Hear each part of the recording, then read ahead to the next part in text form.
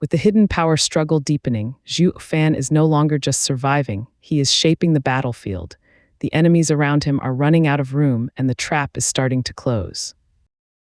The armies smashed into each other like floods.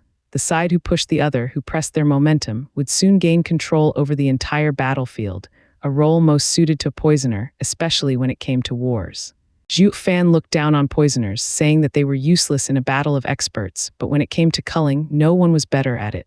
And in a battle like this, a poisoner was a force to be reckoned with, a veritable grim reaper doing his job as God intended. Yan Bogong knew of his importance, wishing to use this chance to showcase his power. But against the traitorous Yan Song, his chance was gone, and he had instead suffered from poisoning himself in a cruel twist of irony.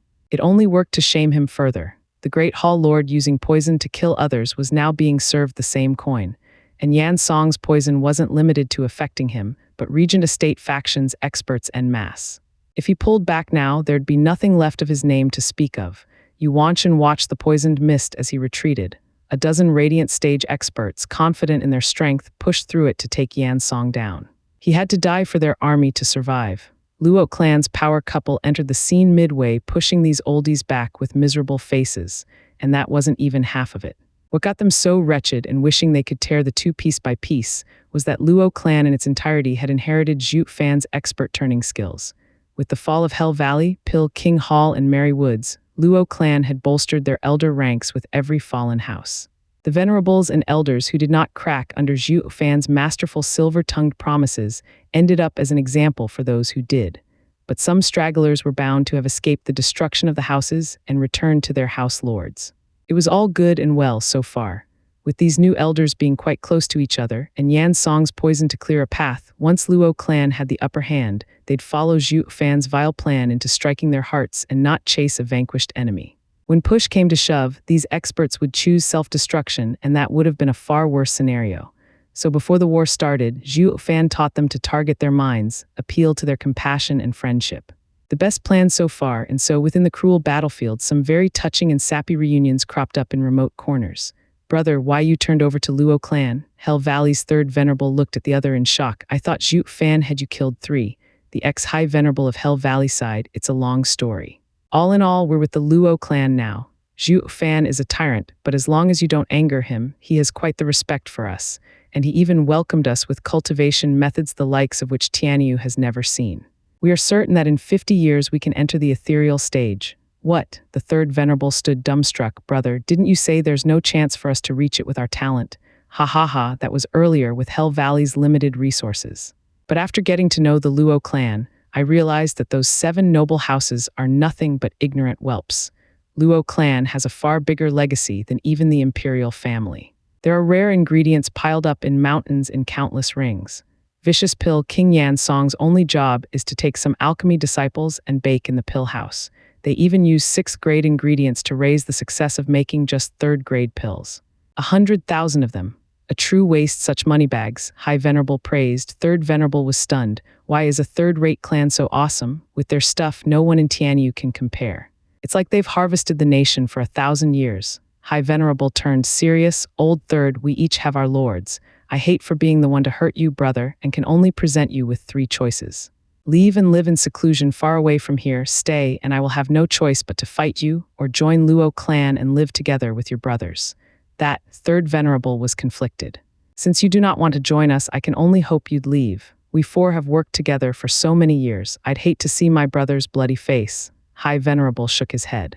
Third Venerable waved all over the place. Oh no, elder brother, you're wrong. I just want to ask, are you for real? Third Venerable's eyes shone with greed. Of course, have I ever lied to you in all these years? High Venerable stuck his head out. Old Third, Zhuo Fan is a master tactician and already has a plan in place to handle everything. Did you really think Regent Estate was going to win? Look around you, Luo clan is on a constant rise. Even if Huangpu Tianyuan is strong, he is chasing his grave. There will only ever be Zhuo Fan in this world. He has destroyed all houses in Tianyu, even his allies. High Venerable whispered, Steward Zhu has set up the Luo clan as the biggest, making it the supreme power in Tianyu. I am not going to lie to you. Come, join us as a new elder. This will be your only chance. What a single power. Zhuo Fan has such ambition. Third Venerable pondered and nodded. Elder brother, I wish not to ruin our brotherhood and can only hope to stand by your side as we make history. Good old Third. I expected nothing less. High Venerable grabbed his palm, taking a vial from his back with a bloodworm inside. Brother, to enter Luo clan, you must take this bloodworm.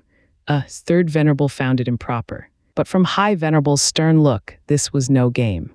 Recalling again the promise of resources from Luo clan, the Third Venerable swallowed it. High Venerable laughed, going together on a nice little trip to Regent Estate to murder the rest of them. The same exchange happened all over the place, saying it's out of brotherhood when the dangling bait was just too damn good.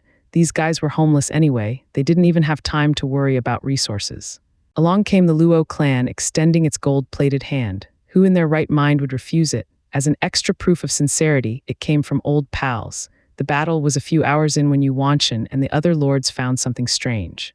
What are the venerables and elders doing, slaughtering their way over? Wasn't it a bit early to come back, and why are there so many of them? Taking a good deal of time to process this, they all came to one conclusion: fall back. Much of a war this turned out to be. The enemy didn't come to kill us, but to turn us. How could they win now? All that was left was for them to turn as well. Leng Wucheng sighed. Zhuo Fan's psychological warfare is otherworldly. Just what did he use to achieve it?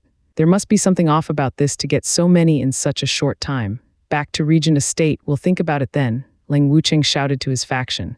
Luo clan was hot on their tail. Shadow King's trio watched the odd war with dumb faces. What the hell, what did Luo clan do to them? Isn't it too fast? Shadow King was flabbergasted. Fang Qiu sighed. If you're looking for a specialist in turning experts, go to Wingay City's Luo clan and find Zhuo Fan. Shadow King's face twitched. Even with Zhuo Fan away, everything still played by his rules. Regent Estate's victory was based on Huangpu Tianyuan's 9 Dragons Diamond body alone, while Zhuo Fan had some tactical counters in place besides just himself. To put it another way, this trick of his had a heavier impact than his strength. In this aspect, Zhuo Fan had Leng Wucheng beat by miles. Again using himself as bait, Fang Qiu sighed, Zhuo Fan used the same tactic in the esoteric debate with flying colors. While now he has caught Leng Wucheng unprepared, his schemes working at full power even while he is away. He won in every aspect. In your opinion, was his defeat fake? Shadow King looked at the sky. Then he must have a way to deal with Huangpu Tianyuan. I'm really curious about what can possibly hold 9 Dragons Diamond body in check.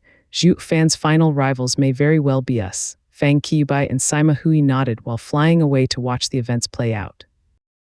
Wuxia flash of red dotted the sky every now and then, in sync with Zhuo Fan's right eye's golden glow. Right behind him was a yellow light, just missing him with each jump, but so fast that no one could identify what it was. Zhuo Fan appeared a mile away just to see the same yellow light on his trail. He gnashed his teeth, spat blood a few times, and went right back to running.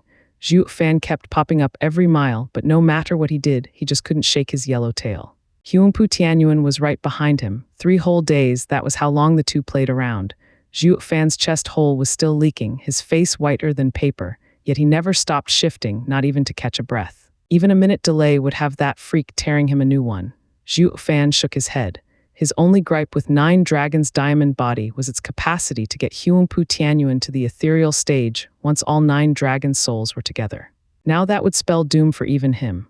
Thus, he just let the old guy have those 8 dragons, reaching peak radiant stage, while thinking that no matter how strong he got, he would be no match for the sacred beast Killen's leg. With tangible projection, the Killen arm would be like a strike from the heavens, smashing everything, if not killing him outright. Reality confirmed this truth as well. Huangpu Tianyuan laid twisted under the Killen leg even with the 9 dragons diamond body. But out of Zhuo Fan's calculations, the Bodhi root was integrated in the 9 dragons diamond body to use that returning dragon shtick, and it let him get right back in action. It made his body truly invincible and even left Zhuo Fan speechless on how to counter it. Huangpu Tianyuan didn't give him room to work his brain either, counterattacking and turning this into Zhuo Fan's second life, second loss. First was Gu Santong, of course. Zhuo Fan had to admit he had come short of 9 dragons diamond body, and even though he did lose, it did not mean defeat.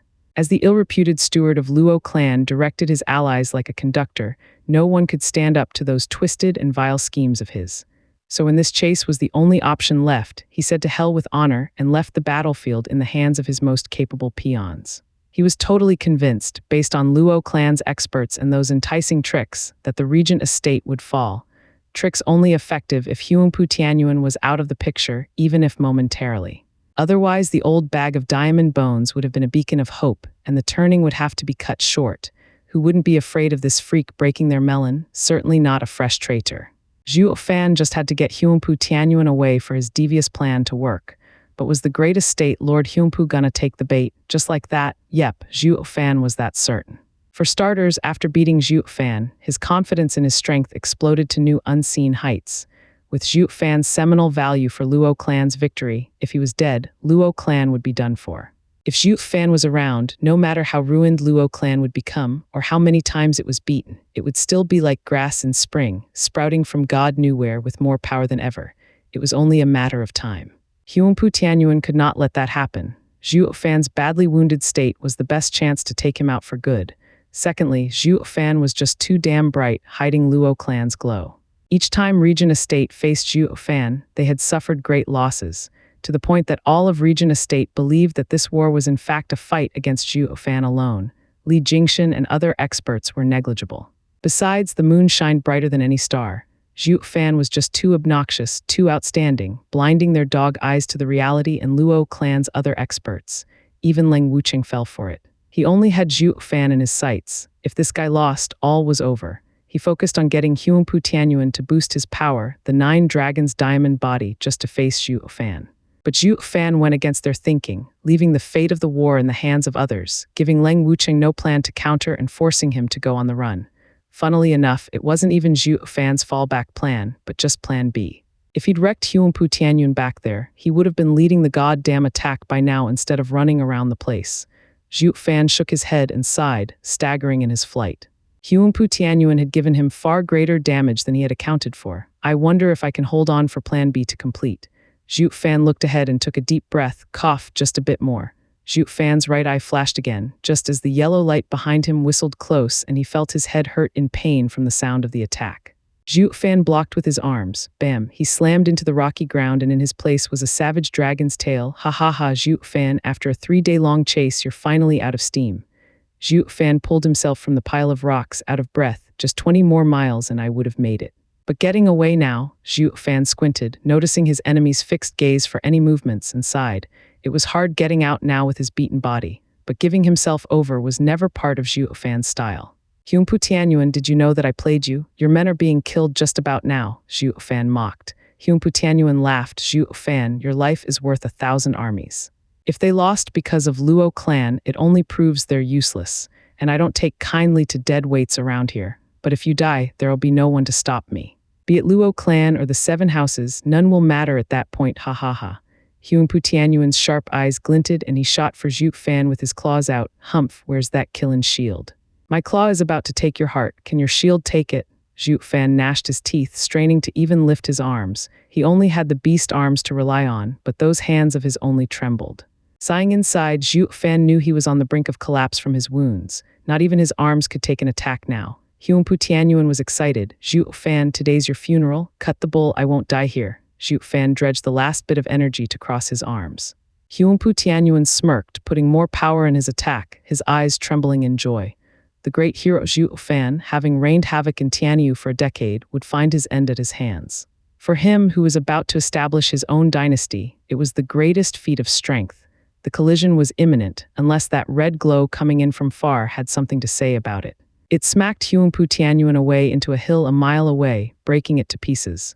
Once his head popped out from the rubble, he saw a pint-sized figure next to Zhuo Fan. His eyes widened and he shouted, "Invincible scamp, Gu Santong." Zhuo Fan laughed at the timely rescue. "My life stays with me still. Old Huangpu, you loach, I can't take you down, but this little killin' of mine will bury you, ha ha ha." Santong turned to him, enraged at how close he was to the door of death. "Dad, who did this to you? Didn't you say we're going to ambush him? I've been waiting for ages. Figured you were done with him and came here to check, but now I see." Zhuo Fan sighed, "A miscalculation. The main plan was to cut him off if he fled, but his strength exceeded my expectations and I had to resort to a new contingency, as in, to have you deal with him. But be careful, don't worry, Dad, since you've asked for help, I will not disappoint." Gu Santong was fired up, turning a stone-cold face towards Huangpu Tianyuan. Huangpu Tianyuan's face twitched and he shivered. Gu Santong was #1 in all of Tianyu, his name echoing through the last 3 centuries that no one alive could catch up to.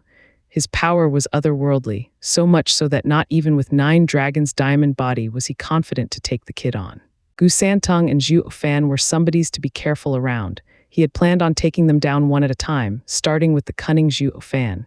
Gu Santong was outrageously strong but naive. Once Zhuo Fan fell, he'd finish Gu Santong the same way as last time, with numbers. How was he supposed to know that just when he was about to put Zhuo Fan's head on a pike, Gu Santong would show up? If they teamed up, he'd be worse for wear. Huangpu Tianyuan shouted, "Gu Santong, weren't you ordered to take down the traitor Zhuo Fan?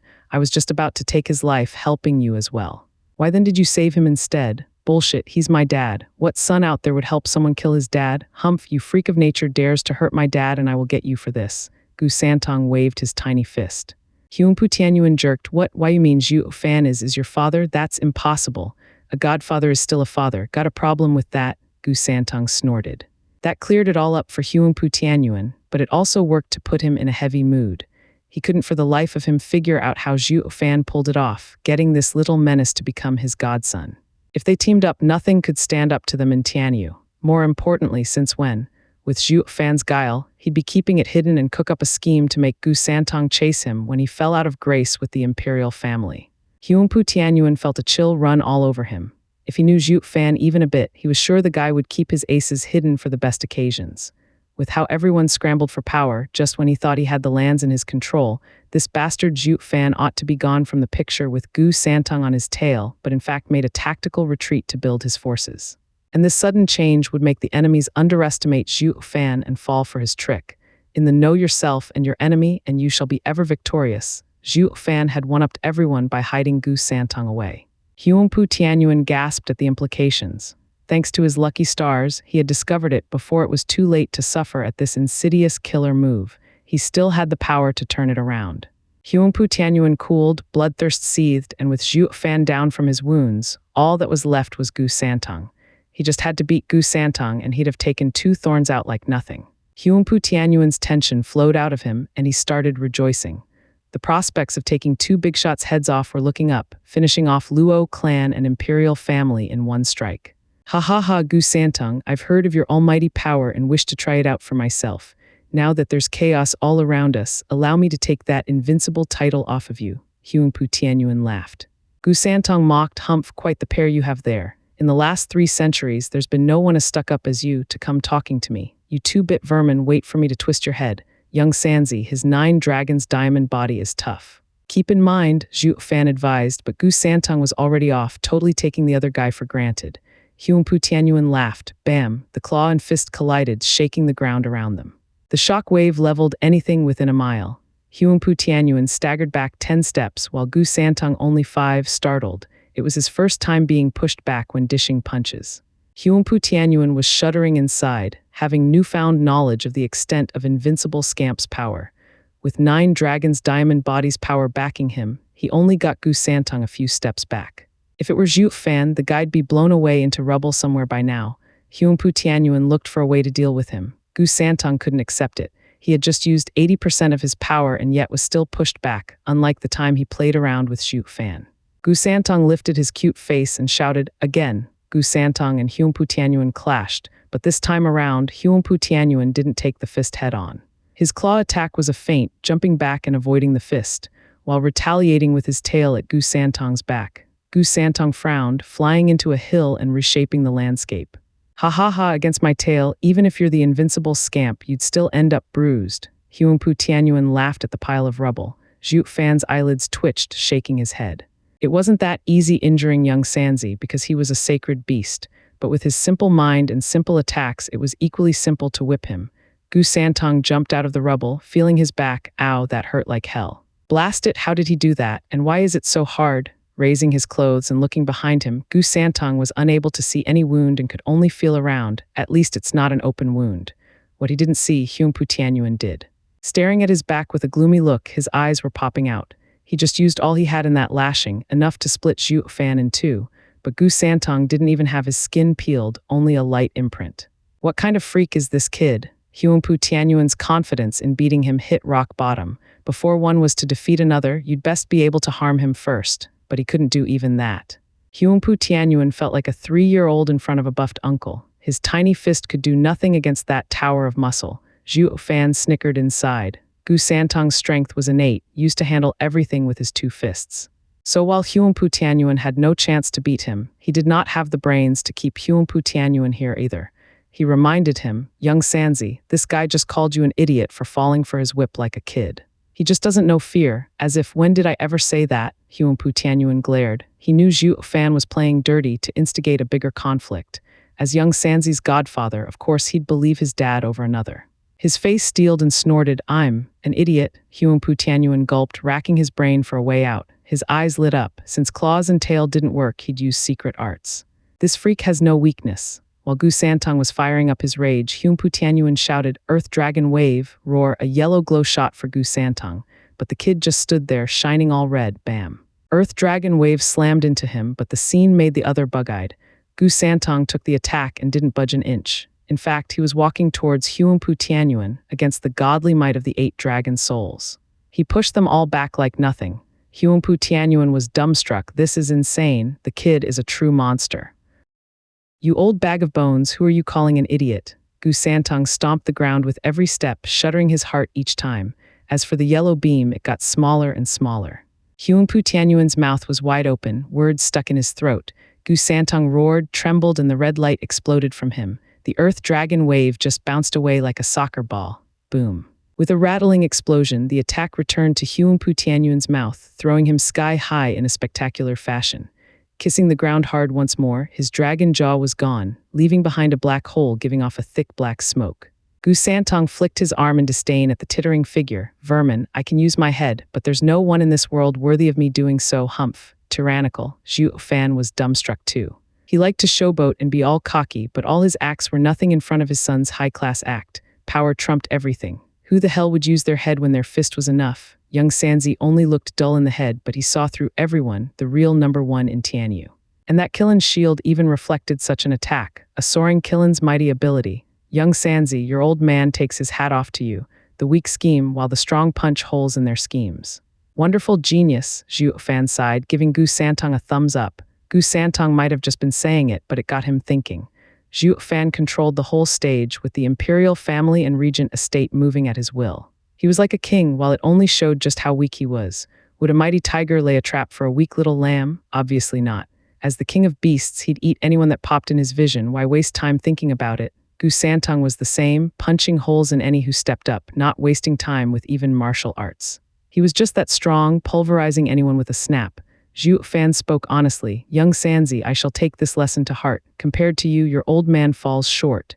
Gu Santong scratched his head. "Dad, are you praising me?" He, you flatter me. You know, the uncle in All Beast Mountain Range is praising you as well, that I have much to learn from you, to not be so stubborn. No, it is I who should learn from you. I plot against others for interests alone, but those interests are ephemeral, hardly affecting my own person.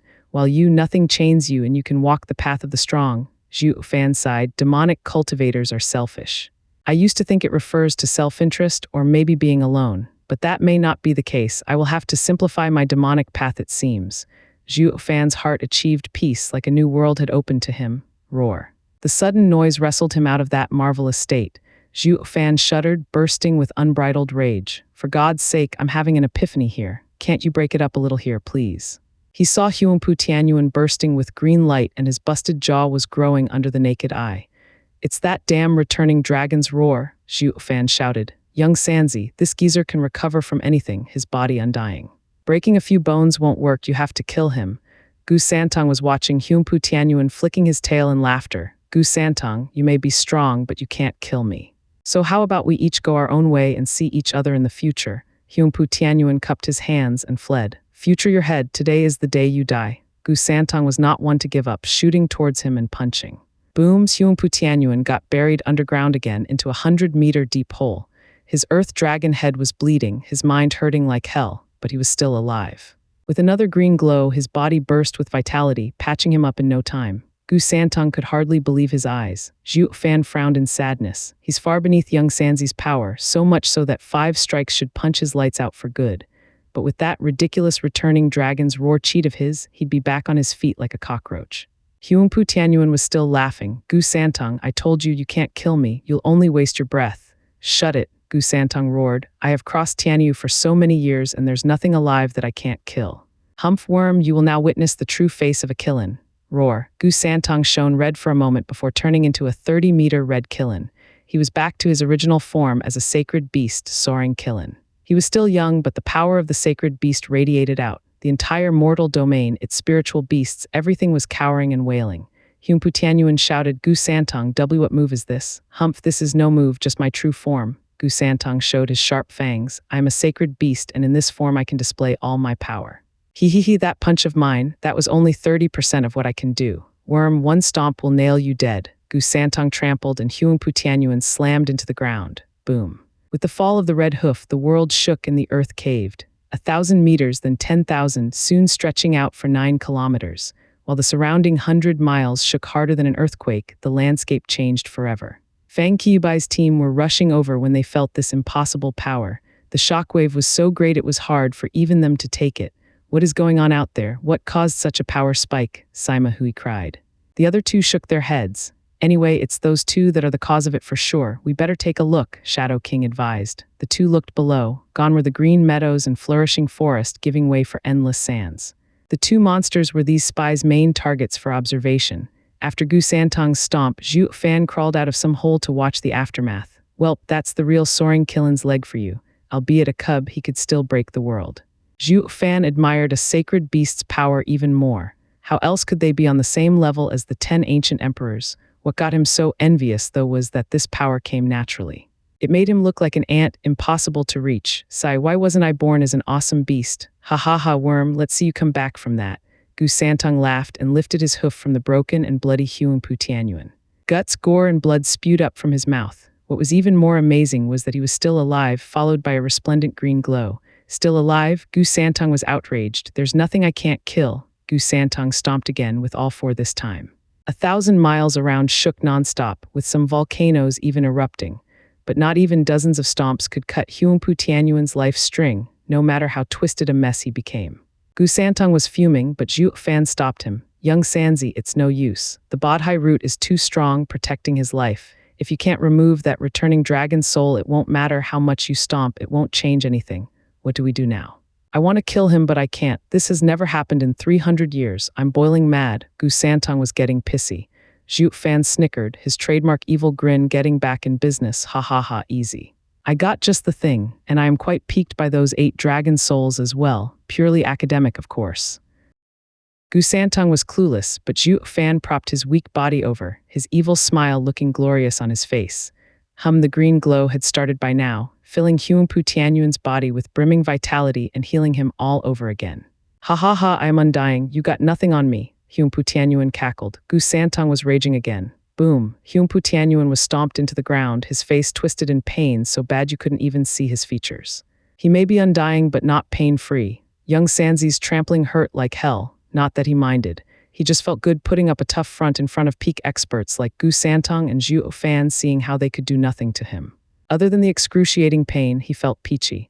Ha ha ha, you may have joined hands, but it doesn't mean squat, Humpu Tianyuan smiled. Zhuo Fan grinned, taking one step at a time like climbing mountains. He, old codger, don't get ahead of yourself. 9 Dragons' diamond body is but an earth-ranked martial art, far from invincible.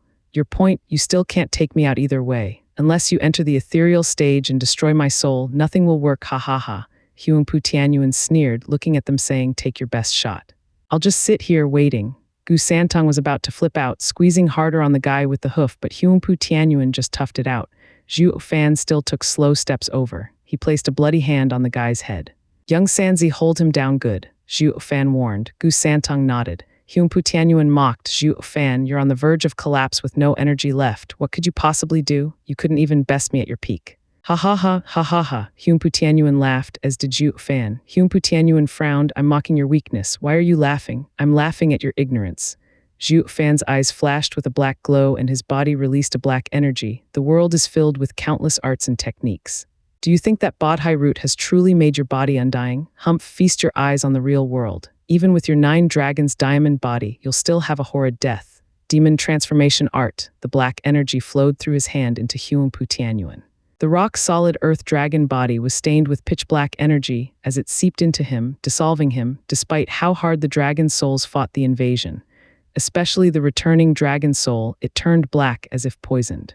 How come? Bodhi root was the essence of life, a panacea for all poisons. Fusing it with the dragon soul would make the returning dragon soul immune as well. Not like he could tell this was no poison, but Zhuo Fan's yuan qi built through the demon transformation art.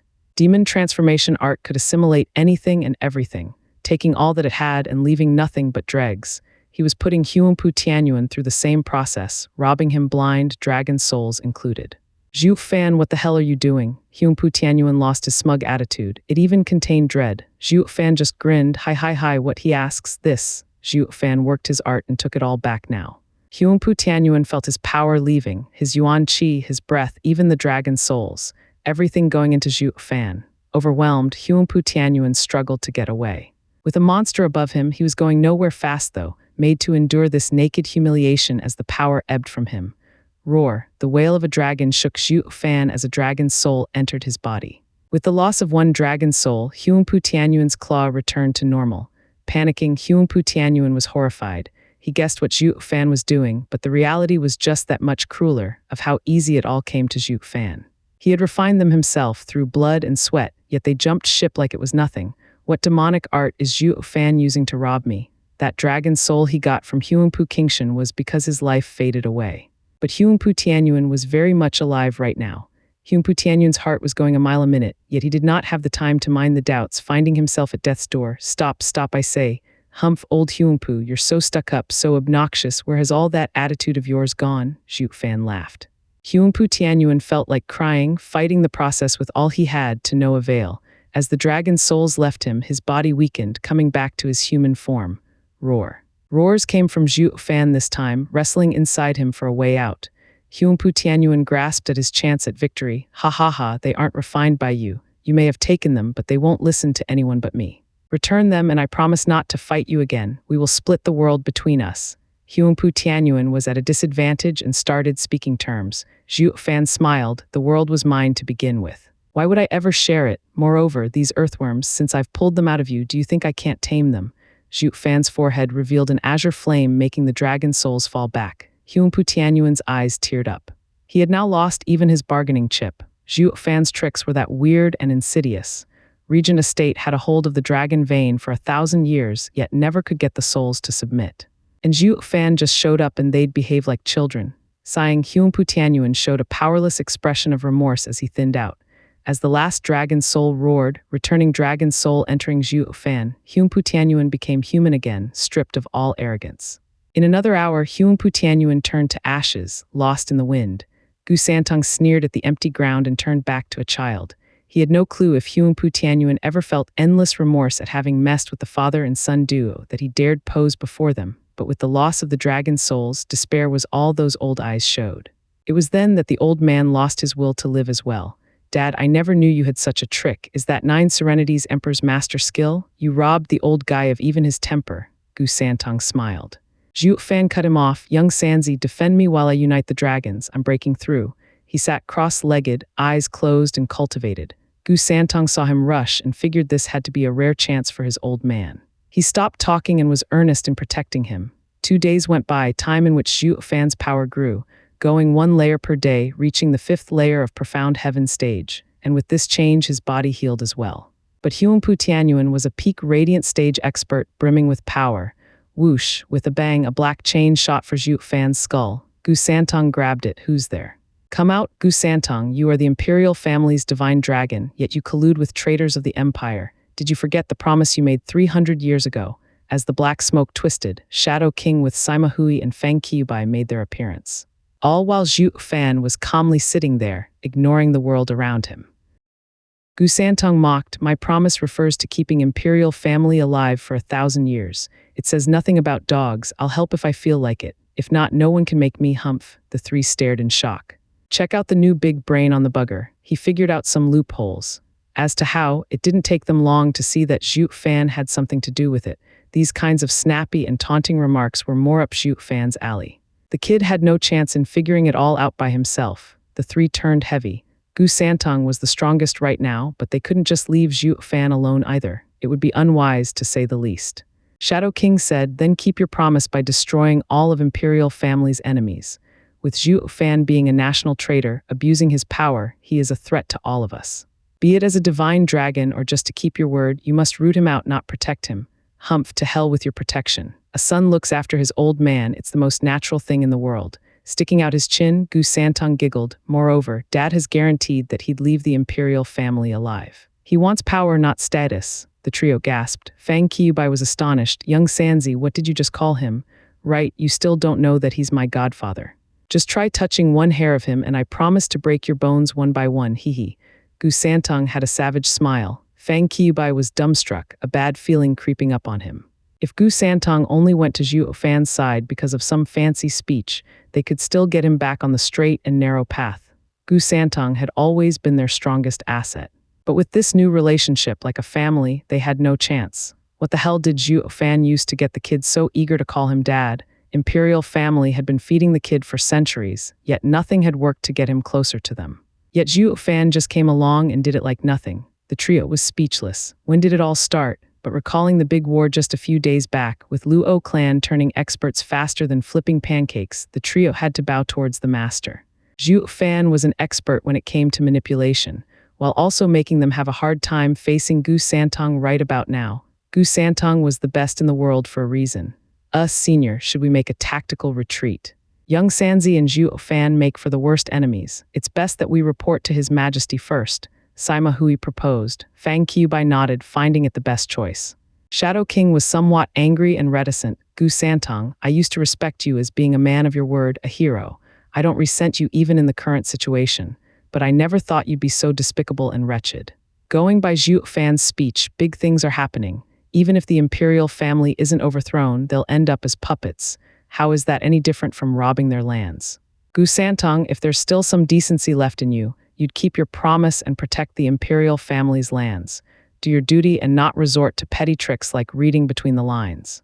It is not how a man of honor conducts himself. Shadow King shouted. Gu Santong found it odd. And who are you supposed to be? I don't know you. Your creepy look, it has nothing to do with me. Ha ha ha, Gu Santong, you don't need to know. I only hope that you'll fulfill your promise. Shadow King's tone was tragic but firm. Gu Santong felt odd. The guy was speaking like an old friend, but he had never seen him in his life. With a wiggle of his nose, he got his answer. Shadow King's smell gave him a déjà vu. Who are you? Have we met? Gu Santong said. Shadow King flicked his chain at Zhuo Fan, top profound ranked martial art, heart-piercing nebula chain. The chain split into 1,000 chains in a blink, all going after Zhuo Fan. The powerful aura being emanated turned everything to dust. Even the air was vibrating. Gu Santong blanked out, waking up when the chains reached Zhuo Fan. He jumped in between and punched. Boom, the 1,000 chains disintegrated, leaving a shimmering air around Gu Santong's trembling fist. Fang Qiubai and Sima Hui looked at Shadow King stunned. With Gu Santong around, even together, the trio had no chance of harming Zhuo Fan. So why was Shadow King so persistent? Is he looking to be humiliated? Shadow King just stood in place, uncaring how easily his move was thwarted. He spoke again. Gu Santong, do you know me now? Gu Santong turned sad. You're still alive, I thought. Humph, alive? Shadow King mocked. Does this look alive to you? Gu Santong only had a look of sorrow. Shadow King spoke heavily. If not for your punch back then, I, being on the brink of entering ethereal stage, wouldn't have turned into a spirit puppet, into neither human nor shade. I am filled with rage every time I think about it, but I don't hate you because you always kept your word to me. But now, I am still a man of my word, Gu Santong justified. No, you've just found a way around it, unprincipled. Shadow King snapped. Gu Santong staggered back. The other two were shocked to the core. Shadow King had been loyal to the imperial family since even before the two came to office as divine dragons, but never once knew of his history. His reprimands were the biggest clue. He was the one to trap Gu Santong in a promise 300 years ago.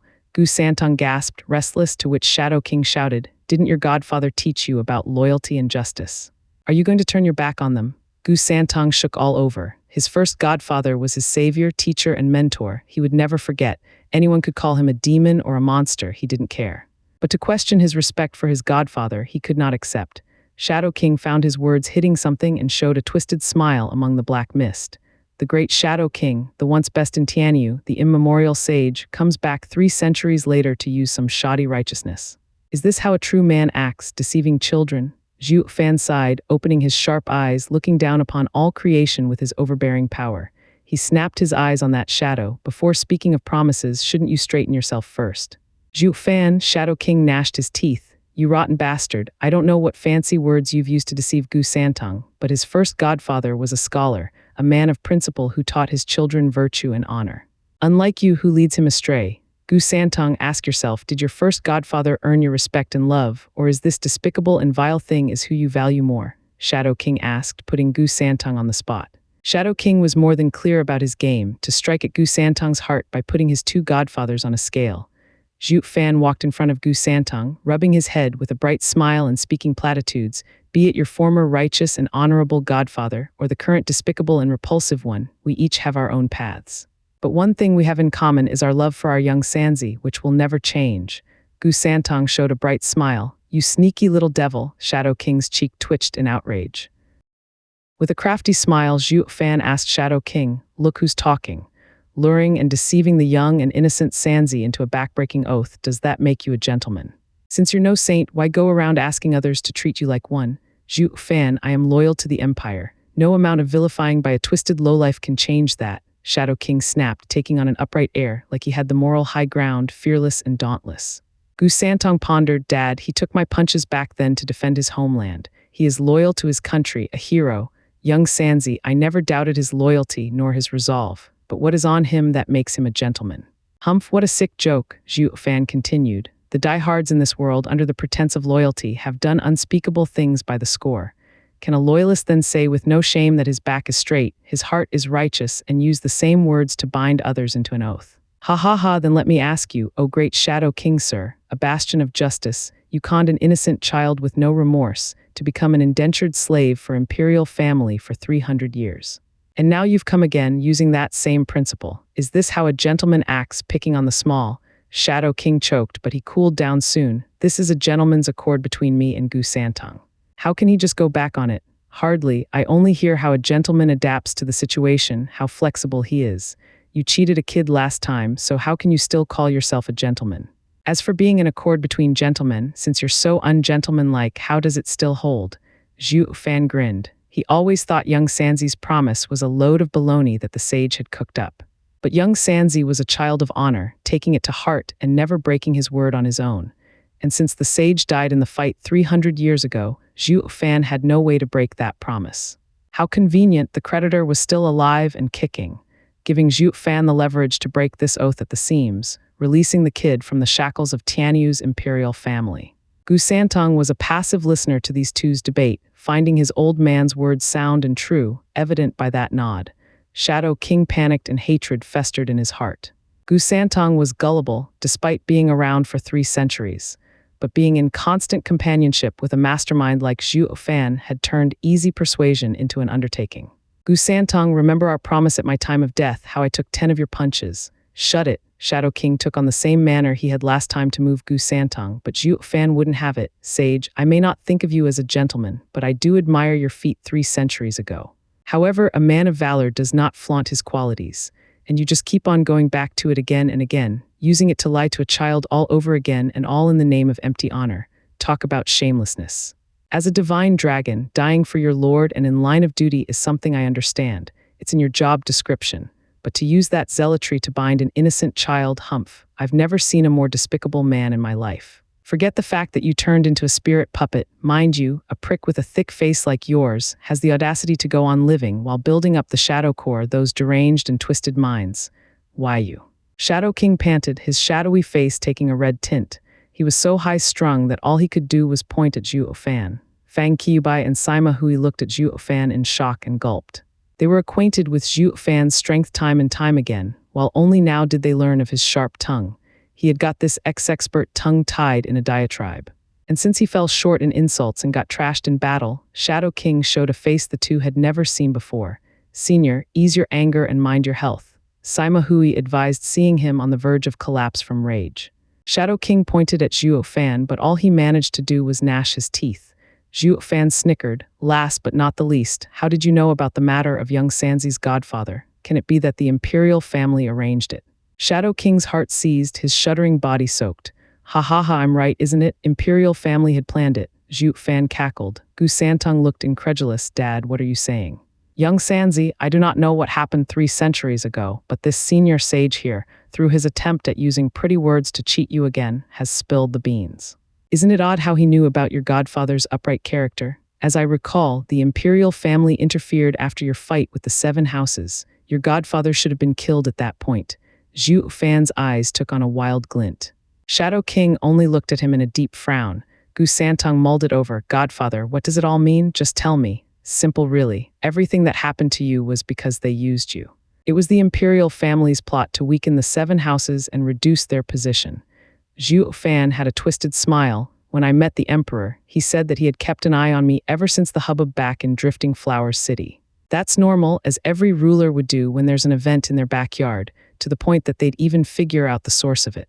But don't you find it even remotely odd how the emperor back then only acted when you had half the nation in chaos? Ha ha ha, it's because it was premeditated. The way I see it, ever since you pilfered the house's ingredient stash, your every move was under imperial family's supervision. Also that you and the houses would fight it off to weaken them. If anything, your meeting with Godfather was also part of imperial family's plan to re-educate you and then have the seven houses kill his entire family. What? Gu Santong clenched his fists, his eyes red. Godfather, is that true? Bullshit, Gu Santong, don't believe his lies. Shadow King roared. The imperial family's losses were also heavy at the time. If it were imperial family's ploy, they wouldn't burn themselves with it. There's no one so cruel to themselves. Ha ha ha, yeah, no one is that cruel to themselves. But you forget one thing, what man proposes, heaven disposes. There's not a single man out there who can control everything. From just a simple mistake, everything could unravel. Young Sanzi, this is clearly the situation. Zhuo Fan continued, all humans are good at birth. Young Sanzi had just entered these lands and didn't know right from wrong. That is why he stole those ingredients, inciting calamity. But his strength kept him alive, even when badly wounded. This caught your attention. But you were wrong about one thing. Young Sanzi's wound was because he was still new at fighting, making an erroneous estimate of his strength and deciding to use him. That's where his godfather came in.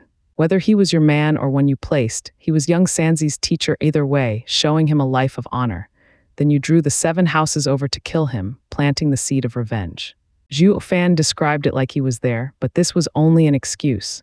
Young Sanzi was your center stage puppet. Even if he was too weak, you just help him fight the seven houses from the shadows and let him take the fall. It must have come as a total shock, I wager, when the enraged young Sanzi turned invincible, trampling even the likes of the seven houses. You were happier than ever, I'm sure, but all good things must come to an end. Young Sanzi's power was outrageous, out of your control, so when you entered the stage for some spring cleaning, you couldn't do anything and suffered heavy losses just the same. That's what being too smart for your own good does. Where the enemy loses 1,000 and you lose 800. Zhuo Fan sighed. Shadow King was sweating buckets, fear creeping in. Zhuo Fan does not just have an insidious tongue, but his eyes are damn revolting too. Is he even human to figure it all out so fast? Shadow King remained silent. Only Gu Santong shivered now and then, the rage boiling inside.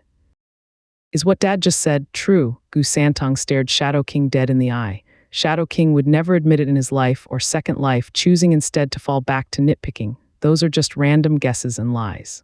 There's no way he knows what happened all those years ago. Right, I don't, and all I said were mere speculations. But even so, it does feel true, doesn't it? Especially the part you blurted out, Zhuo Fan grinned. Gu Santong asked Shadow King, how did you know about my godfather's character? Everything in this world belongs to the Emperor. Of course we knew everything about you. Is it that odd? Forcing the calm to stay, Shadow King preached. Zhuo Fan grinned, senior sage, what a perfect memory you have. Let's forget for a moment the relationship he had with young Sanzi, when his godfather was but a simple scholar.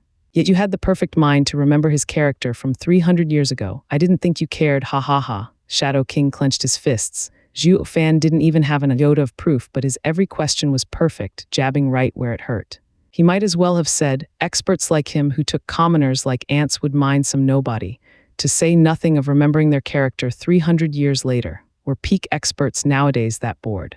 Who the hell would want such pain? The only plausible explanation was the meticulous planning involved in weakening the seven houses. How could the head divine dragon of that time ever forget such a critical operation? Shadow King took a deep breath. Gu Santong understood it all and the hurting began. That meant his godfather was only following orders. His care for him was fake. The only person he trusted in those 300 years was planted behind smoke and mirrors. He was, for all intents and purposes, alone. Ah, Gu Santong roared his grief at the heavens. Zhuo Fan sighed, feeling sorry for the kid. He never wanted to look into what happened back then and would rather think of another way to break the vow. But Shadow King just had to hang the promise over Gu Santong's head. So what if Gu Santong had to defend the imperial family? He could just replace them as long as Gu Santong didn't interfere. But now, as the mist scattered and the truth came to light, young Sanzi had lost his most cherished moments. As his second godfather, Zhuo Fan felt his pain. It began with using Gu Santong for his own schemes, but the kid had grown on him. Watching his own son in pain would bring any father grief. Gu Santong, your godfather, was one of us. He was loyal to the crown, to the imperial family, and died with no regrets. As his godson, you should follow his footsteps and defend the Nat. Enough. Shadow King tried to use the truth this time to switch Gu Santong around, but the kid was too enraged. Liars, you are all liars, Shadow King cried inside. Gu Santong's fire burned hotter and hotter, and he might explode any second. He had assessed Gu Santong's strength over the centuries. Even with feeding him junk food, no one could beat him. Once a fight broke out, the trio would be left for dead. 3 grand peak Radiant Stage experts fighting a mere third layer of Radiant Stage child looked more like my scurrying away. You lied to me for 3 whole centuries. Thump. Gu Santong stomped his way toward them, leaving behind burning imprints. The 3 gulped in fright. The flames came from the burning of Yuan Qi. But any cultivator worth his salt could do that. While the kid's Yuan Qi flames still burned way outside his body, it proved that his Yuan Qi was of incredibly high concentration. They wrote Gu Santong off as a muscle-bound thug, only to find the kid's Yuan Qi a monster in its own right. It only makes Gu Santong more ferocious and deadly. The trio's hearts sank with every step forward. Young Sanzi, the world is filled with false truths and covered truths, with the genuine article hidden in the middle. Those events 3 centuries ago may be lies, but that does not mean your godfather didn't care for you. Humans aren't like plants, especially those weak cultivators. Who is to say the long days spent around you didn't evoke genuine feelings of fatherhood? Zhuo Fan spoke as Gu Santong's aura stifled the trio in his approach. Gu Santong halted, turning back puzzled. Dad, you mean? Godfather treated me like a real son. It should be, since that's how the devious and demonic me treats you. How couldn't that mortal feel love just the same? If he hadn't, then it would make my demonic path a waste to not even compare to a mortal's. Ha ha ha. Zhuo Fan nodded. Gu Santong was taken back to those memories and his power surge ebbed. Zhuo Fan turned to the trio with a shout. You 3 listen up and listen well. I and young Sanzi will let this go, putting this matter to a rest. You don't mention this again, and we won't look to settle the debt of cheating young Sanzi either. But from this point on, young Sanzi and you have no ties. He is a divine dragon no longer, and neither your national guardian. Am I clear? Gu Santong looked from Zhuo Fan to the 3. Shadow King frowned, totally not wanting it to be clear, but Gu Santong could jump them at any time. Did he have the luxury to argue past promises? Keeping his life was already godsent. Sending Gu Santong to Zhuo Fan's side is the biggest loss yet. Shadow King lamented inside and nodded. Fine, the oath is now lifted. We will meet again. Shadow King flew away, with Sima Hui right behind. Only Fang Qiubai was still out of it. Zhuo Fan, with your style, shouldn't you take this chance to rob our lives for your interest? Why, Humph, you think I'm the type to let you go out of the goodness of my heart. Ha ha ha, I'm doing it for young Sanzi, Zhuo Fan mocked. Fang Qiubai turned a lost look to Gu Santong, then exclaimed. Gu Santong was in the worst pain of his life, on the brink of sinking into hatred and revenge. Even after wiping the floor with them, he'd still be consumed by it, the grief becoming a dangerous threat to his cultivation. It would halt his progress for all his life, bringing nothing but more pain and suffering. But through Zhuo Fan's speech, he released the kid from his oath, bringing closure to that ill affair and opening the way to the future. Fang Qiubai smiled. Great Steward Zhuo, isn't it easier to control those hellbent on revenge? Yet a great mind like you missed such a prime opportunity. Ha ha ha, I find that you're a savage only with the rest of the world while quite considerate to your people. And what's that got to do with you? Zhuo Fan raised an eyebrow. Fang Qiubai shook his head. Nothing whatsoever, but do not forget your brotherhood with the 3rd prince. If he doesn't live up to it, you don't have to either. You can see from how he is that he has never been unworthy to you, while you. Ha ha ha, Zhuo Fan cursed inside. God's blasted son of a. He got young Sanzi's chains off, but he forgot about them. What the hell was wrong with him? Tying the knot with the tubby, I gotta fight the imperial family, yet I can't do anything to him. Oh right, I was still weak back then and was looking for a shoulder to lean on. He found the reason quite fast and scratched his nose. Fang Qiubai smiled. Zhuo Fan, I finally know how you treat others. Rest easy, the 3rd prince will never go against you. And a word of advice, His Majesty's plan is meticulous. The entire scene is under his complete control. Be careful, oh, you're a divine dragon, yet also. Zhuo Fan gave a smile. The 2's hearts were in sync. Fang Qiubai continued, Young Sanzi, our time together hasn't been pleasant, but I am really happy for you. You're lucky to have Zhuo Fan. He cares the most about his people, ha ha ha. Fang Qiubai left after saying that. Gu Santong blinked and turned to Zhuo Fan with a brilliant smile. Zhuo Fan patted his head. The two's relationship grew stronger. Gu Santong even thought that Zhuo Fan was greater than his first godfather. Dad, haven't you combined the dragons yet? Why are you only in the 5th layer of Profound Heaven stage? That earthworm was a peak radiant stage expert. 2 flashes crossed the blue sky, with one flapping its blue wings and wearing an evil smile. The other was the most adorable little child in a cute red glow. Gu Santong didn't understand Zhuo Fan's good mood, but the latter laughed, ha ha ha, cultivation comes in slow and steady steps. I may have taken the whole dragon vein, but it's not so easy to refine them, or I'd be in the ethereal stage by now. It wouldn't benefit my future cultivation either. My foundation in this life has never been better. I want to reach further and beyond anyone else and not tie myself down with transitory riches and fame. In any case, cultivation has no shortcuts, or the faster your path, the shorter it is. Zhuo Fan sighed. Gu Santong nodded, but that earthworm sure was hard to beat. Even after kicking him around in my main form, he just wouldn't die. We shouldn't have given him the Bodhi root. No, we had to. Zhuo Fan shook his head. 9 Dragons' diamond body was the basis of his confidence in igniting the war. If he hadn't moved, then neither would the Emperor. And if the Emperor stood still, the court would be the same festering cesspool, working against us in the long run. We needed a good catalyst. In vernacular, as long as we crossed swords, the Emperor would only then take his court through spring cleaning. Using the civil war that engulfed the whole nation as our righteous excuse to replace his rule, we can then make our claim. Gu Santong frowned. Dad, why go through all this trouble? With the 2 of us invincible, we can flatten the imperial capital now that rotten oath is gone as well. We'll see then if those cowards dare to mess with us. Oh, young Sanzi, this is why you lost the last time around. I dare say, even without the sage to cheat you, you still couldn't have taken hold of the empire. Zhuo Fan laughed. If your motives aren't pure, there's nothing to gain. Without a good excuse, no one would listen to you even if you take the nation for yourself. Besides, what's a country if not a vast farmland? If you want them to listen to your orders and farm, you need a grand purpose to have them all come bearing these resources at your feet. Or even if you are the strongest, with such a large domain, are you going to mine or harvest the stuff yourself? Speaking of Tianyu's emperor, he has had a steady flow of resources coming year in year out. With these as incentives, many experts gather under him.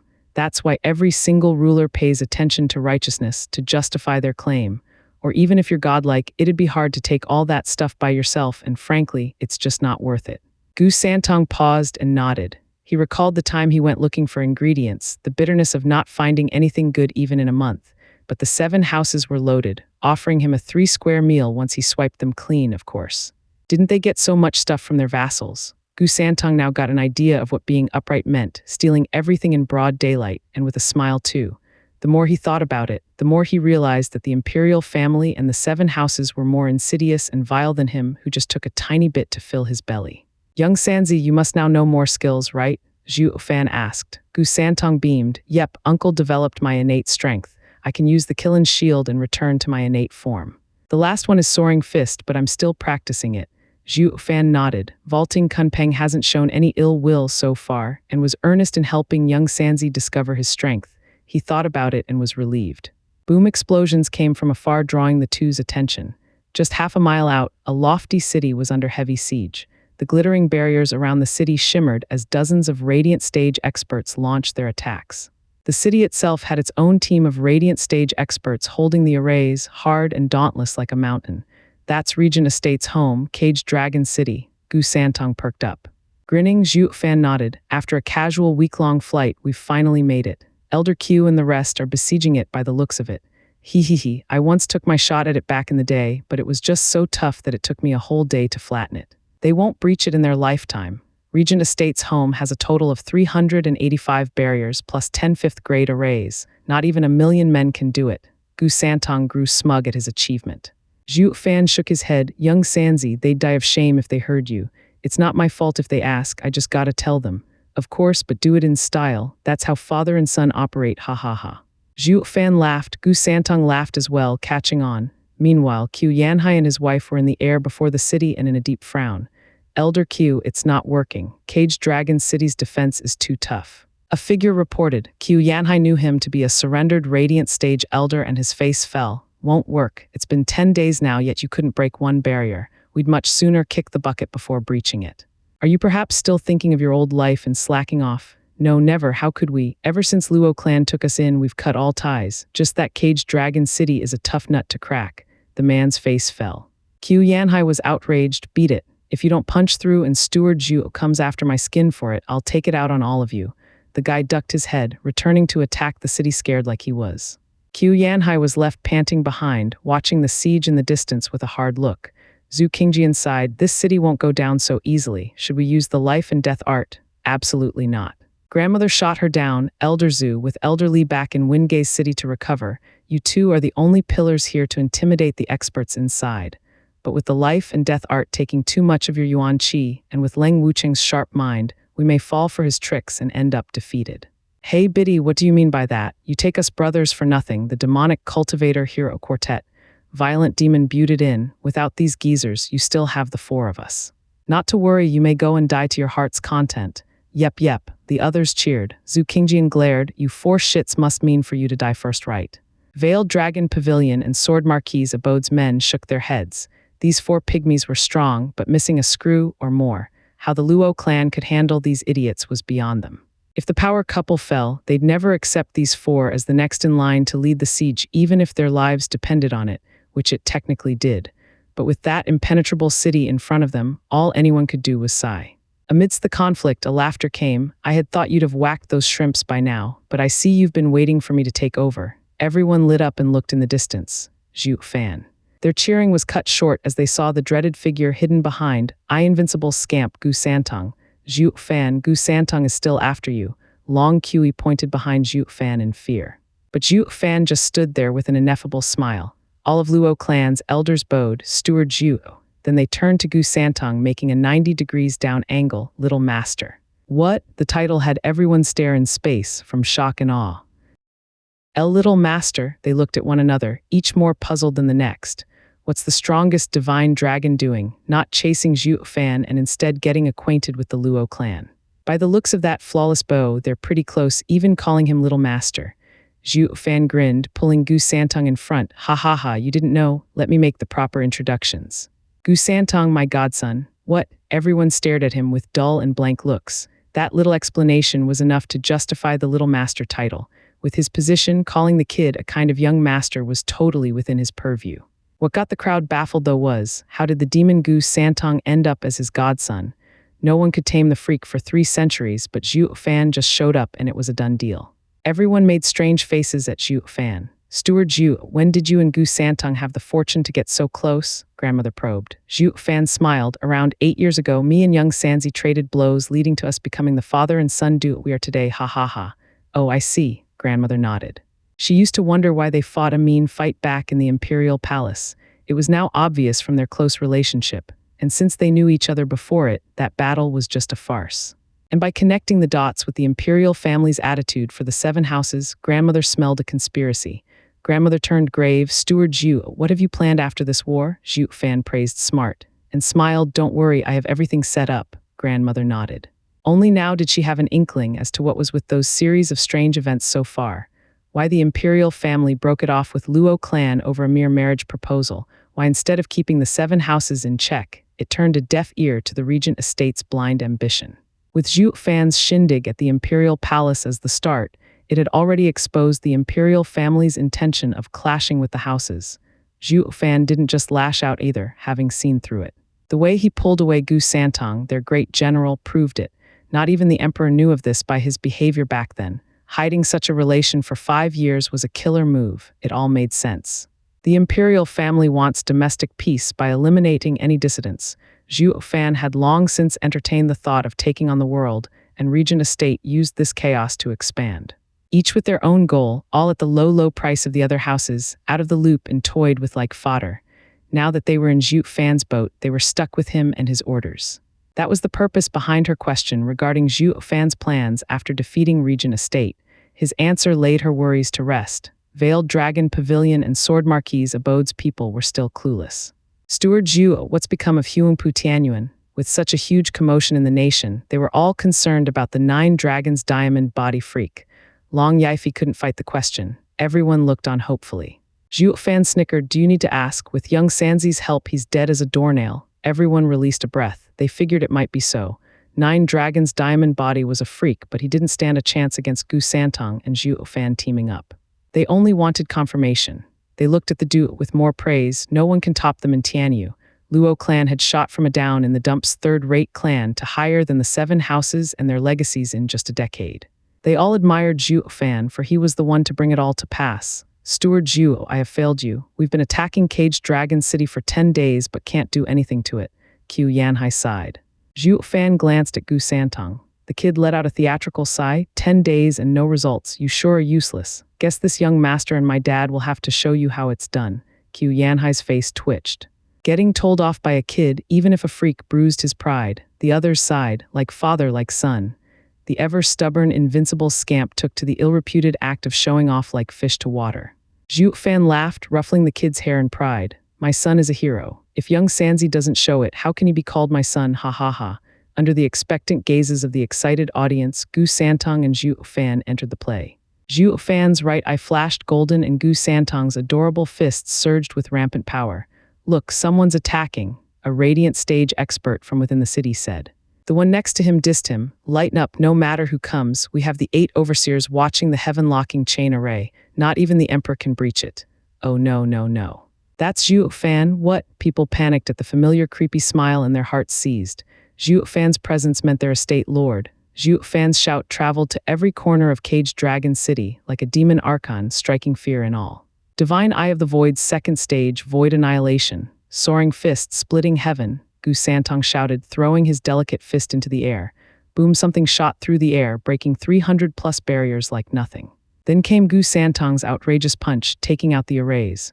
Rumble like a flood, the array operating radiant stage experts spat blood and collapsed lifeless. Caged Dragon City shook like never before, reaching the brink of collapse. Bam, a door slammed open, revealing a Regent Estate's elder rushing in. Sir Leng, our defenses are breached. What do we do? Leng Wucheng sat in his seat with closed eyes. What can we do? Surrender. Our only hope fell with Estate Lord. Since I heard Zhuo Fan just now, it only means Estate Lord. Even if this array is yet to fall, holding out now has no meaning. That, the elder shook his head, crestfallen. If not even the resourceful Leng Wucheng could come up with something, all that remained was for him to send the order to lay down their arms. The House Lords heard it and were totally against it. Zhuo Fan was their bitter enemy. How could they just give up? Yan Bogong in particular, riddled with 100 poisons. The Grand Hall Lord lost everything when a traitor defeated him in his area of expertise, poisons. And now he'd go down as a captive? How could he stand for it? What were they supposed to do anyway? Their boss was the strongest Regent Estate, and since it had capitulated, their opinions hardly mattered. I went with Regent Estate because I wanted to get revenge on Zhuo Fan for destroying my home. But now even the Regent Estate lies defeated. Ha ha ha, heaven has forsaken me. Yuanshan sighed. The rest were feeling just the same. Meanwhile, the attackers watched the father-son do in an instant what they couldn't in 10 days. All were bug-eyed, some slack-jawed at the unbelievable power that existed in this world. It was like there were 2 Gu Santongs. There might not be another pair like them. Zhuo Fan's order came, capture Regent Estate and bring me Leng Wucheng alive. Roar Luo clan's side surged with newfound courage in their assault on Caged Dragon City. Its allies were fueled by rage to settle a debt of blood. You scum ruined my legacy. Now I'm here to kill you all. Ha ha ha, a bummer they didn't get to taste blood though. From the broken walls of the city, people came out with lowered heads, Leng Wucheng in the lead. He was holding a frail branch and something white flapping at the tip. Steward Zhuo, Qiu Yanhai began. Zhuo Fan squinted at their deflated and crestfallen looks, having lost all the will to fight. The House Lords, however, still had some defiance. Zhuo Fan waved, surround them. Understood. Qiu Yanhai had dozens of radiant stage experts form a tight circle, driving fear into the men. Leng Wucheng gave a small nod in assurance and shouted, Steward Zhuo, it's your victory and my loss. What's with that tone? It's like you expect there to be a next time. Zhuo Fan showed a prideful evil smile. Leng Wucheng sighed, never again, I have completely lost to you and would never dare to face you again. I only wish to know if that road pass you gave me is still valid. My word is my bond, Zhuo Fan smiled. Leng Wucheng sighed, the weight off his chest, and bowed. I wish then to have Regent Estate survivors under your care. All were in complete shock. Grandmother more so, Luo clan had a power beyond the mere head of the 8 houses, being in an invincible position. And if Regent Estate's experts hopped in, it would become a behemoth. Despite Luo clan's allies, they felt the danger growing in direct proportion with its power. Like the case of two mountains side by side, your might may be a cut below the neighbors, but the guy would sure have his eye on it. And as this ambition only gets bigger and bigger, you'd find at some point that no one would even throw you a glance, nothing more than a pebble to step on. Luo clan grew at unimaginable speeds, like the whole world moved to help it. It was safe to say the time would soon come when it would find its 3 allies mere rejects. There would be no allies then. They wouldn't be worth even as a snack for this monstrosity. The House Lords saw the real danger, that they would be worth less than these prisoners here, and all began cooking up plans to keep their spot.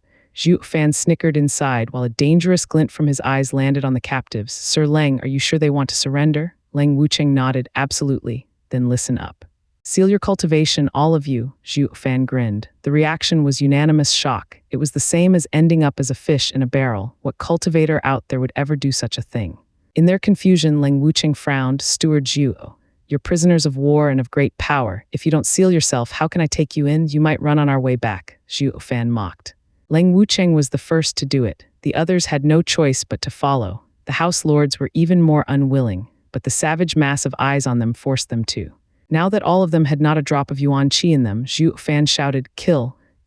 Everyone froze, not just the captives, but even the surrounding radiant stage experts. Didn't they give up? They even obeyed you, so why kill 'em? Are my ears acting up again? Qiu Yanhai did not hesitate to slam a sealed radiant stage expert into the ground, dead. He barked, what are you standing around for? You heard Steward Zhuo, kill them. They all shuddered, so I did hear right, it's for real. Everyone joined the culling of defenseless radiant stage experts with extreme prejudice. None knew why, just that Zhuo Fan's orders were law, a do-or-die thing. Wails of agony, curses and roars colored the skies as the blood of the powerless regent estate dyed their city red. Zhuo Fan, you lowlife scum, double-crosser. I will haunt you forever, Yuan Shen roared. Zhuo Fan's tone was flat. You couldn't stand me alive, and now you won't as a dead man either. Humph, I read too much for you to scare me. Leng Wucheng, you sold your honor to destroy us with Zhuo Fan. Regent Estate has been good to you for decades, yet you show not 1 ounce of remorse, throwing us all to the dogs. One venerable cursed. Leng Wucheng begged, Steward Zhuo, wi. They're now yours, a big help and not a thorn. Oh really? Zhuo Fan grinned. Sir Leng, you're an intelligent man here and can see why they surrendered. They did it for themselves, not for me. Ha ha ha, I don't take in just any stranger either. My so-called captives are lured in with promises. There's a give and take agreement between us. While these guys ha ha ha, Zhuo Fan mocked. Leng Wucheng's ears rang with the constant wails of the dying, but these are human beings. You can't be so ruthless. They may still hold true to their old master, but with time and training. I don't have time, Zhuo Fan cut him off. You're clearer than most about the current situation. The winner will have to face off the imperial family. Do you believe we can get along so well in these circumstances that I can use these captives, Leng Wucheng? Wouldn't you fear a revolt? Humph, never taken prisoners before a battle. That is the law, Leng Wucheng. Are you unreasonable or still hold loyalties to your old master to make such a rash decision?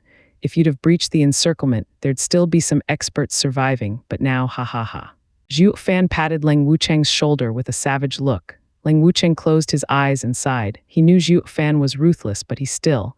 The curses and wails never ceased, bringing pain and sorrow to his heart. Too greedy, Sir Leng, that's what you are. You wanted to save them all, but have doomed them instead.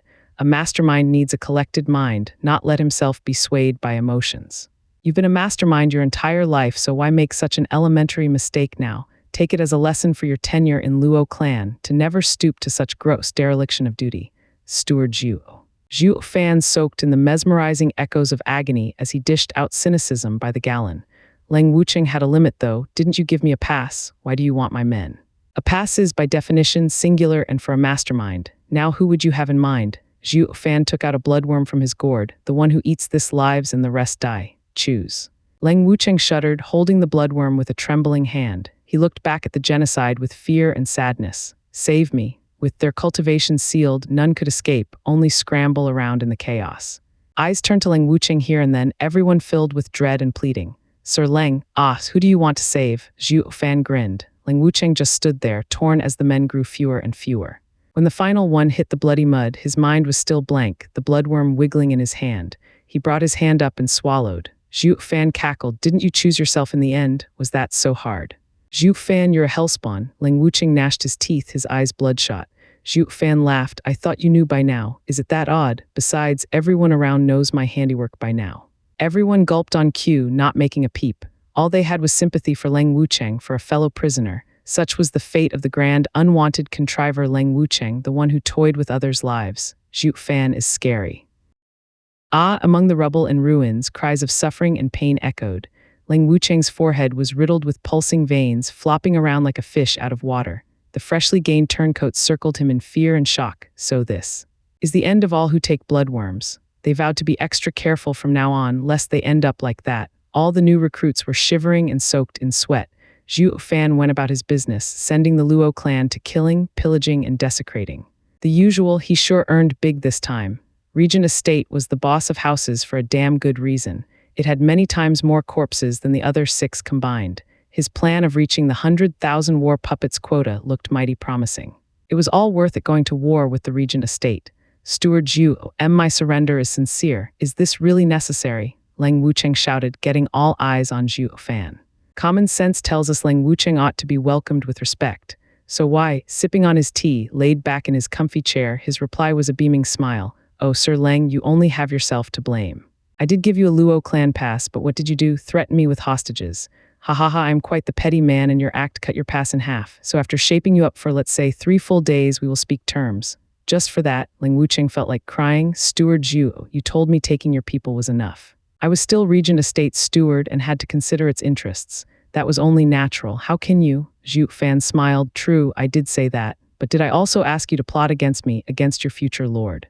So you see, punishment is in order for your inflexible ways. And just so I won't forget, keep your excuses to yourself. Cashing in the pass will still come down to my decision, ha ha ha. Leng Wucheng felt as if he had boarded a pirate ship and felt like crying dry tears.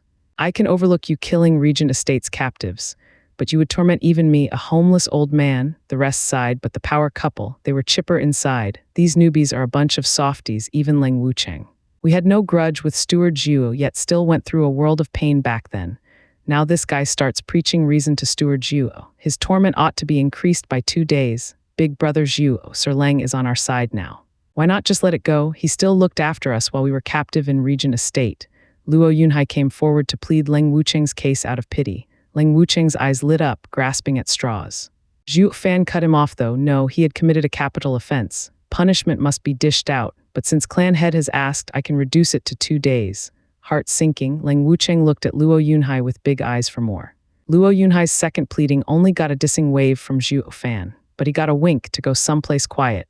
Yunhai, did you really believe I was doing this out of some petty vendetta? The two walked as Zhuo Fan transmitted. Yunhai was puzzled. Why else? Don't I know you, big brother Zhuo? You've never been a compassionate guy. Ha ha ha, true, I guess I am petty, though it depends on the person. This old coot is on our side now, and I won't have the time to mess with him. Then why? Luo Yunhai asked. Zhuo Fan smiled, watching the ever-tumbling and wailing Leng Wucheng. This guy's mind is arrogant and scheming. Once in the Luo clan, he will hold a high position. But before that happens, I need to smooth those rough edges and hammer in his station, or I fear you will one day be overthrown. One day. Big brother Zhuo, won't I have you? Luo Yunhai felt uneasy. Zhuo Fan sighed. I will be honest with you, I am leaving. 3 years ago, I made a deal with the demon scheming sect to join them. At that time, you will be truly alone. The elders are strong and stubborn, but after being alongside for so long, I can rest easy with them. But the fresh meat, they need it to be beaten into them. Big brother Zhuo, Luo Yunhai choked, unable to accept.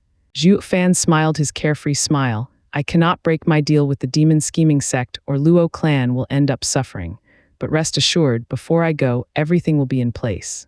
Being a head of a clan is not much different from being a lord of a nation. It's all about being fake and testing the waters. I had to accept your plea just now, or your name would be cut down. When I'm gone, you'll have to find another meanie to replace me. Some things you can't do yourself even if you want to understand. Luo Yunhai pondered and nodded. Zhuo Fan smiled brighter. Steward Zhuo. Grandmother and the other 2 house lords came over flustered. Bad news. There's an army coming at us from everywhere. We are surrounded. It looks to be Marshal Dugu's army. Godfather, Luo Yunhai jerked. Zhuo Fan smiled. All Marshal couldn't have picked a better timing. He truly lives up to his name as God of War. Big brother Zhuo, I've been in the Dugu army for 5 years. I know its strengths better than anyone. We may have more experts, but 50,000 can't stem the tide of soldiers.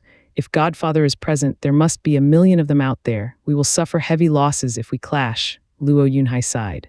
The other 3 turned a nervous look at Zhuo Fan. Zhuo Fan merely waved. Forget about them and keep desecrating. Take them as scenery. What? No one got a whit about what went on in Zhuo Fan's head, who simply smiled confidently. In the commanding tent, Dugu Jianshan and his tigers debriefed the situation around a map.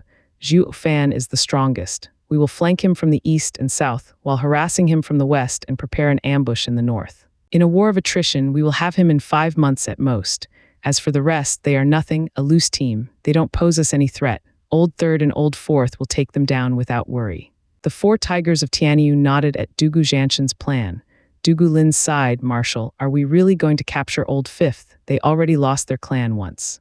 Pain laced Dugu Jianshan's eyes for the briefest moment before resolve set in. A soldier's duty is to obey. His Majesty wants Zhuo Fan. Luo clan has harbored him, and since he destroyed the 7 houses and plans to fight for the right to rule these lands, it is unacceptable.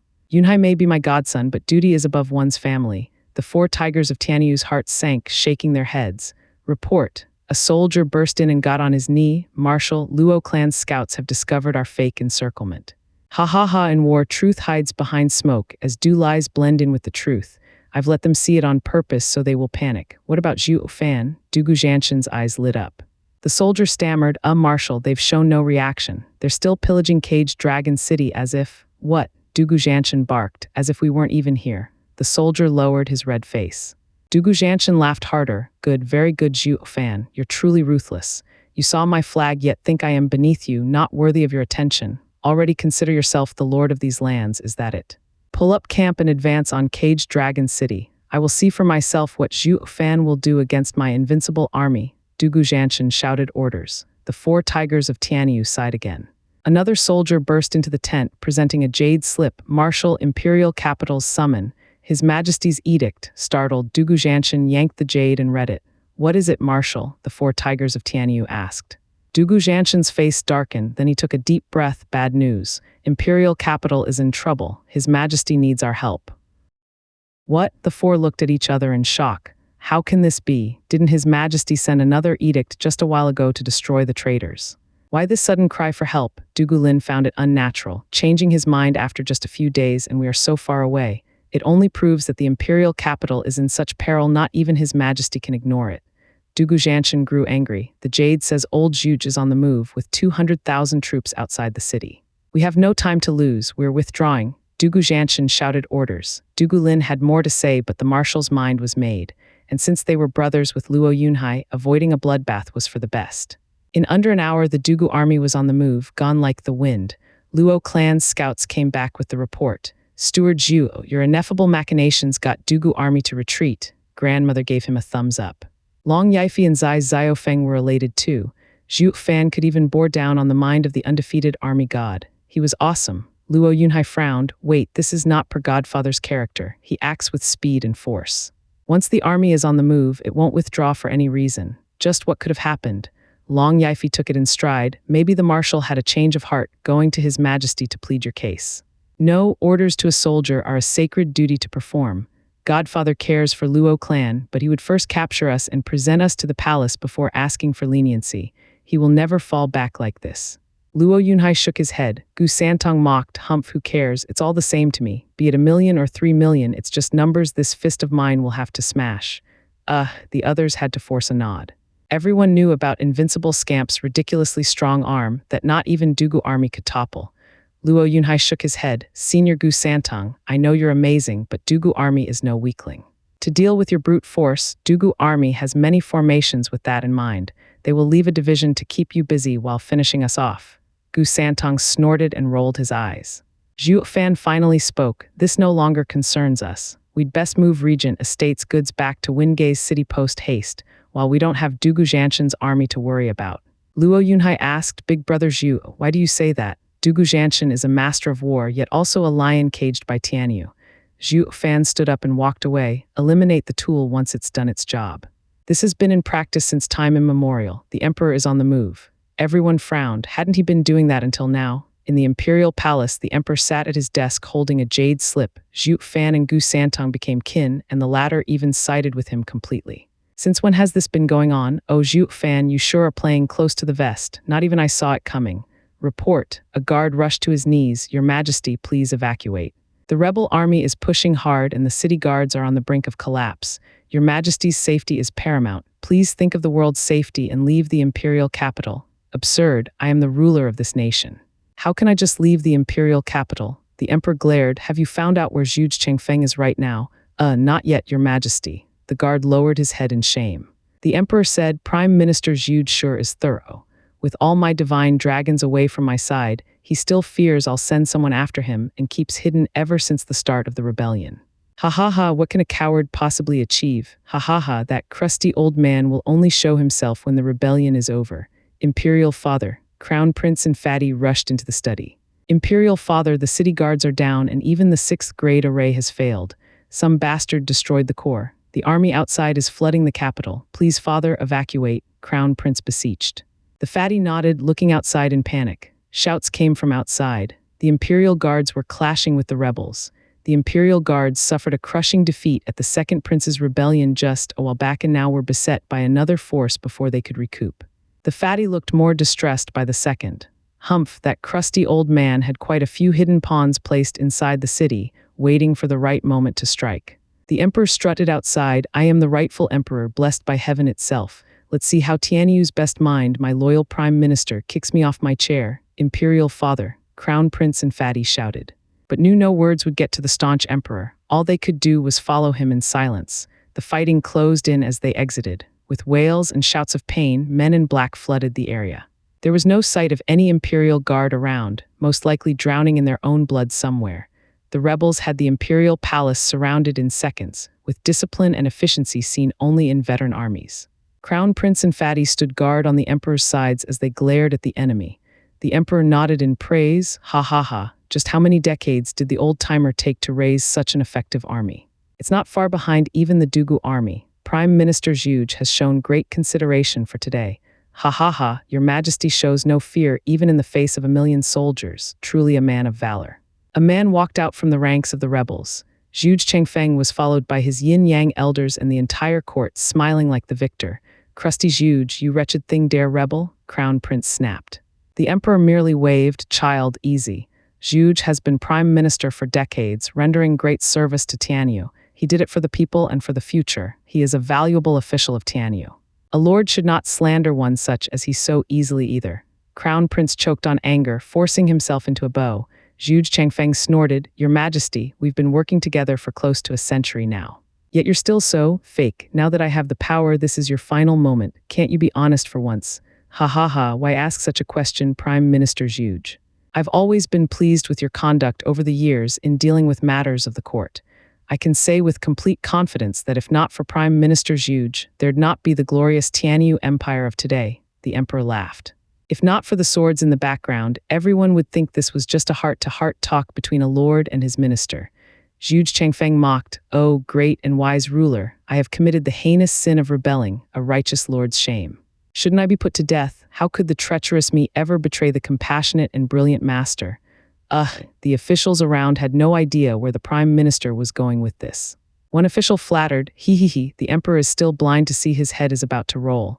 No wonder everyone is set to fight him and get Tianyu in chaos. He is not fit to be called emperor. Only the wise Prime Minister Zhu can be the true eminent ruler here.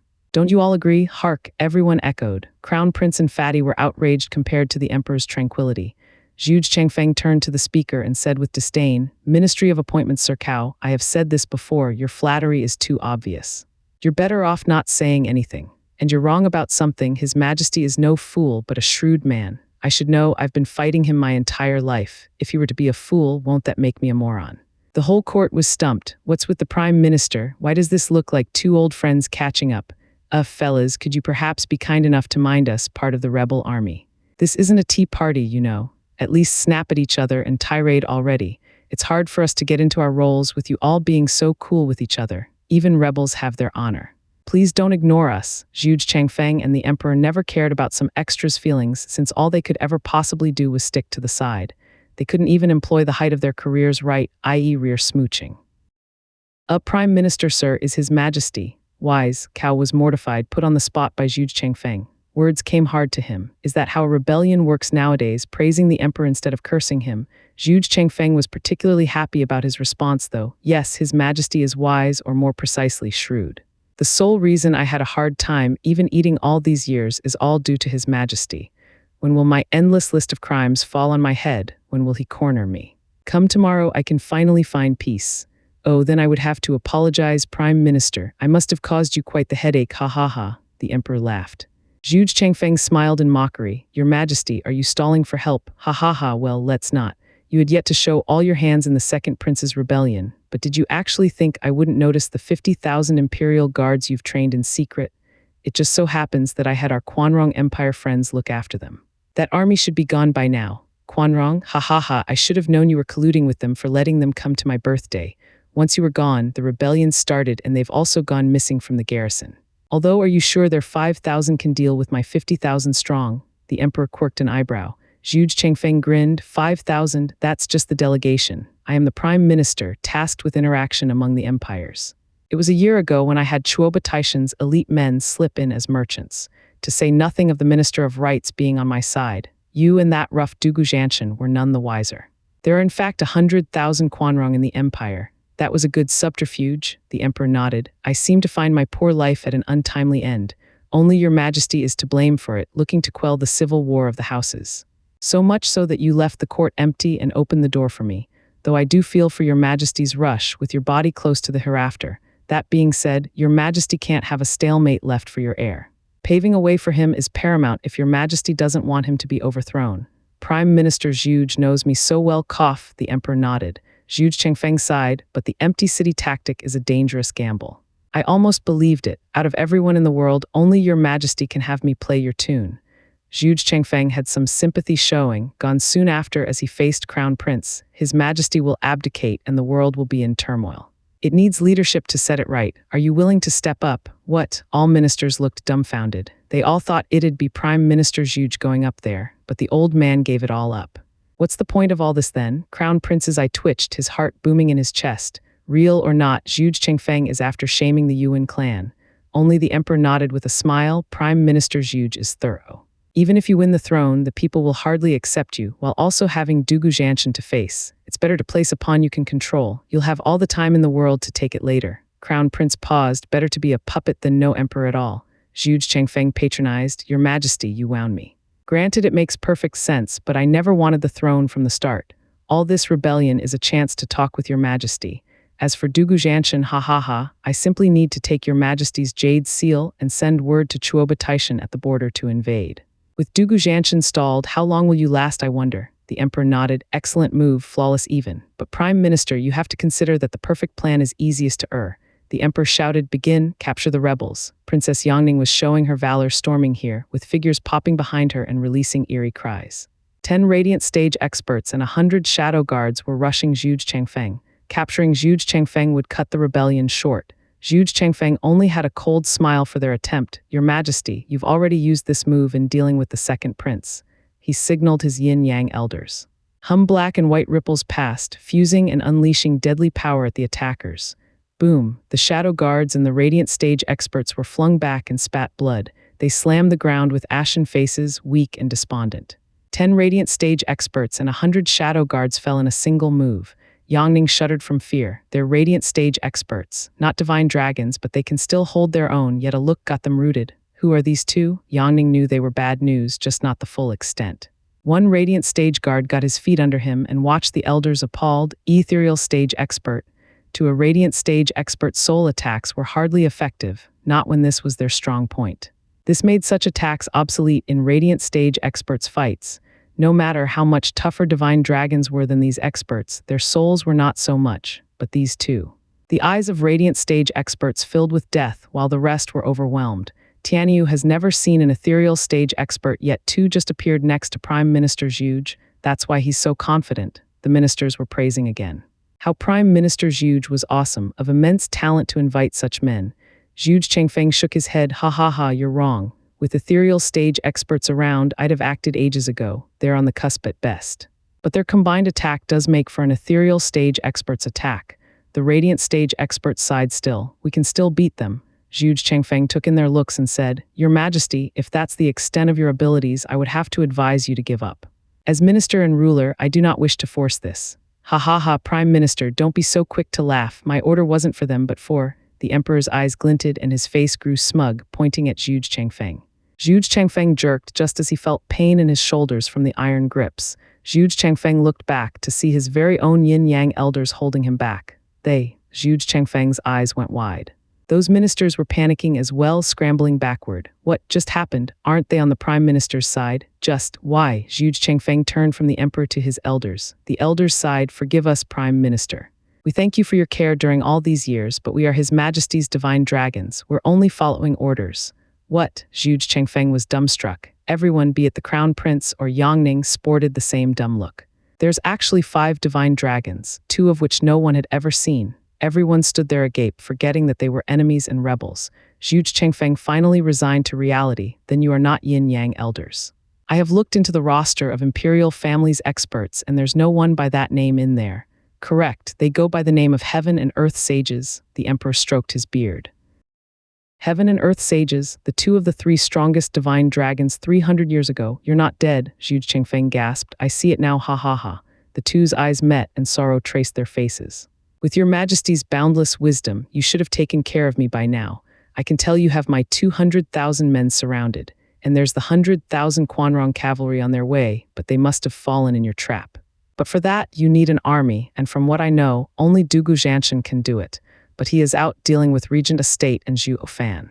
Zhu Changfeng moved his gaze from the sages to the emperor. Your Majesty, do you have some other great force that I don't know about?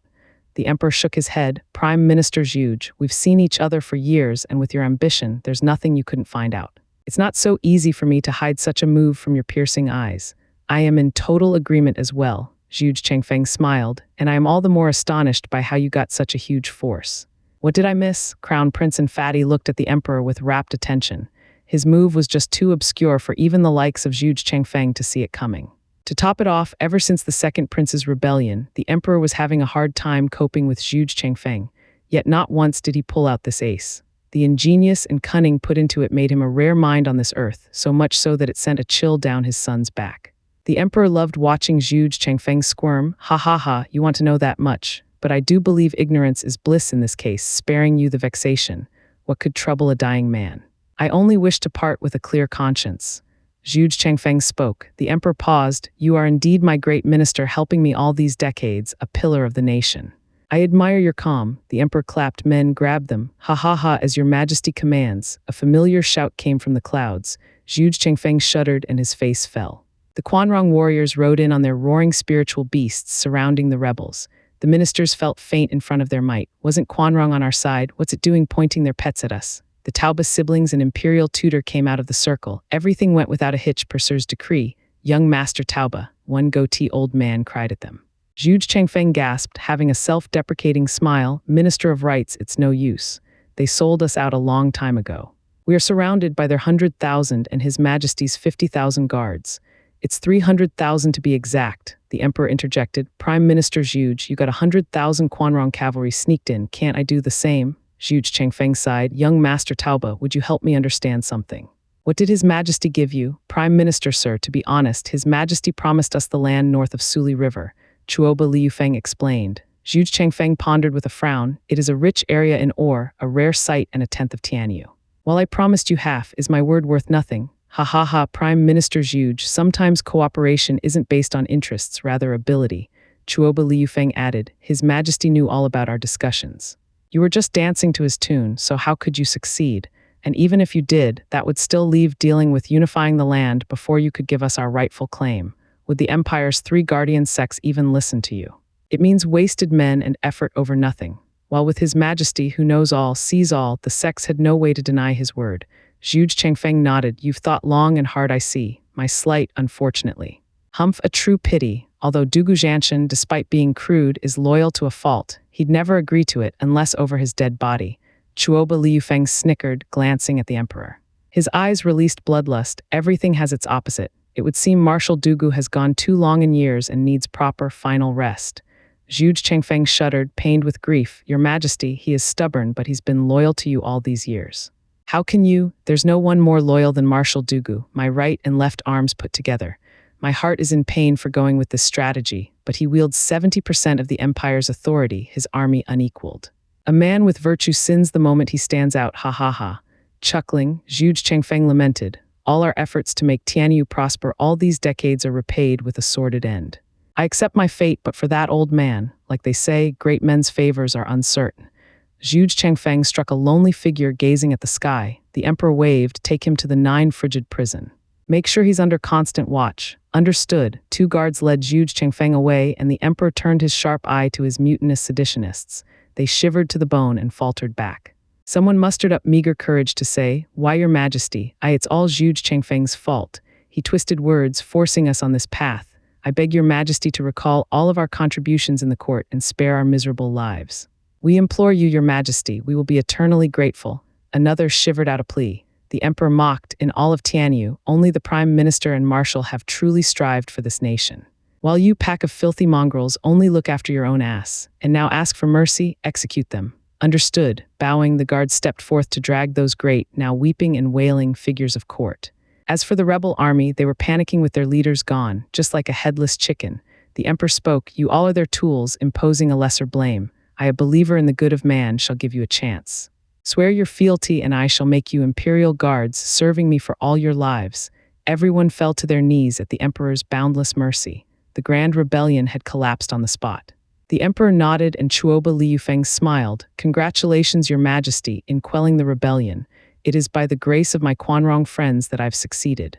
The emperor smiled back. Chuoba Liufeng nodded and pushed his sister forward. Lioner, now do you understand why I was so certain at the Beast King Mountain? In all of Tianyu, the one to offer us support is none other than the lord of the nation, the emperor. Tauba Lioner was still out of it. Wrapping her head around this whole thing proved to be a tough one. How am I supposed to know the great leader would use us to clean his backyard? Chuoba Liufeng laughed. Imperial tutor Han Taimo nodded. This matter had a large impact, making only our emperor, brother Taishan, myself, and Liufeng privy to it. You can't fault her for being so lost. The others laughed as well. The emperor turned stern. Young Master Tauba, how is it going on the other end? Your majesty, learning that he would be facing his old rival Marshal Dugu, father was eager to begin. Chuoba Liufeng spoke with confidence. Commander Chuoba Liufeng of the Quanrong had faced Dugu Zhanshan in 20 battles and 100 skirmishes, yet all ended in draw. Perhaps this time will be different. The rebellion left as quick as it came. That being said, it failed not from a lack of foresight in the prime minister's planning, but the emperor's outstanding acumen paving the way for the entrapment. With the festivities over and done with, the emperor pulled out the welcome wagon for the Quanrong as guests of honor. Chuoba Liufeng and company gladly obliged in a show of respect. Glancing at his remaining children, the emperor sighed. The foreign look in their eyes cut the heart of this old father. Crown Prince Kengur Yongning, the emperor began, are you perhaps of the opinion that inviting Quanrong to deal with Zhu Chengfeng is a stain on Tianyu Empire's honor? It's vile and treasonous, Yongning snapped. What does a sheltered girl know? The emperor was livid. Yongning flicked her head as she stomped away. The emperor shook his head, turning to his sons. You two are the future leaders of Tianyu. What is your take, imperial father? The plan is sublime to the point that it eludes me. The crown prince bowed. The emperor flicked his eyes on the fatty, who jolted, imperial father, with the 7 houses poisoning the nation since inception. The sooner they're gone, the better. Zhu Chengfeng and Dugu Zhanshan had power yet couldn't attain peace. If for argument's sake it leaks out that you used our lands to do it, then the Yuan dynasty will have Tianyu's people against it. Tianyu's emperor might even change, and for that reason this information will not leave this place. Anyone found guilty will be hanged. The emperor's eyes flashed and he sighed. Well, I know the consequences of such a move, do you? The two shook their heads. We ask imperial father to enlighten us. The Lord adheres to the 3 bonds and 5 virtues, preaches benevolence like any other person.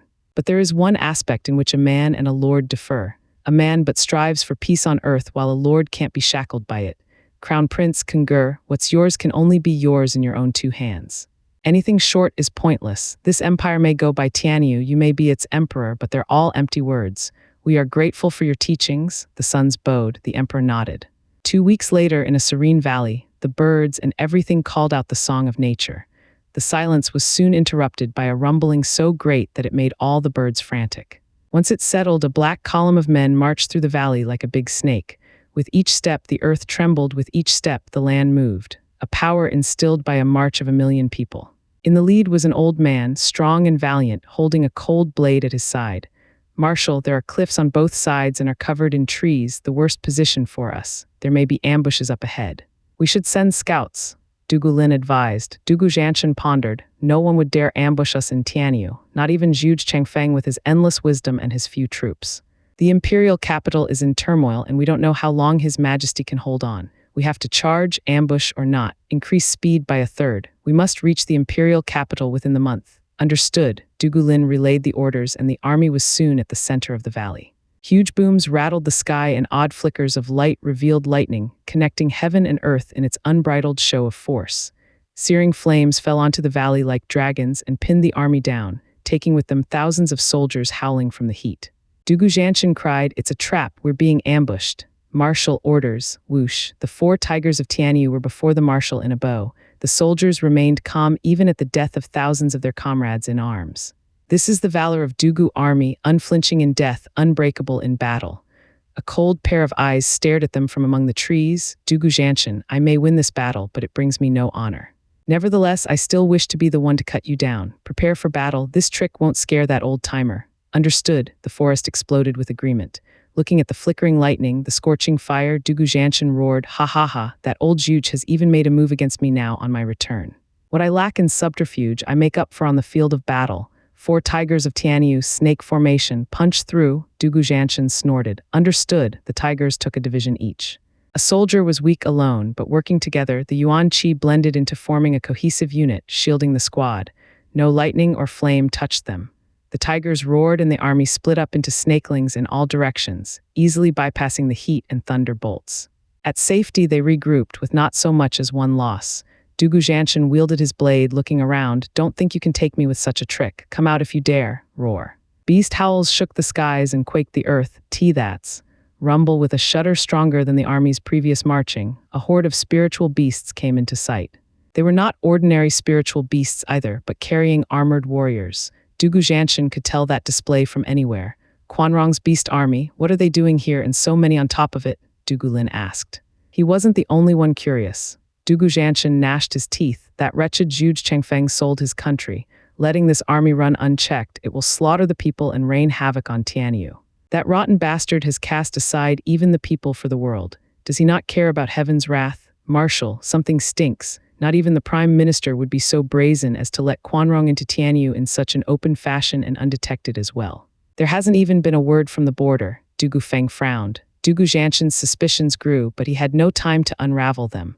The beast army was upon them, and not even their numbers would prove to help them here, with no support from arrays.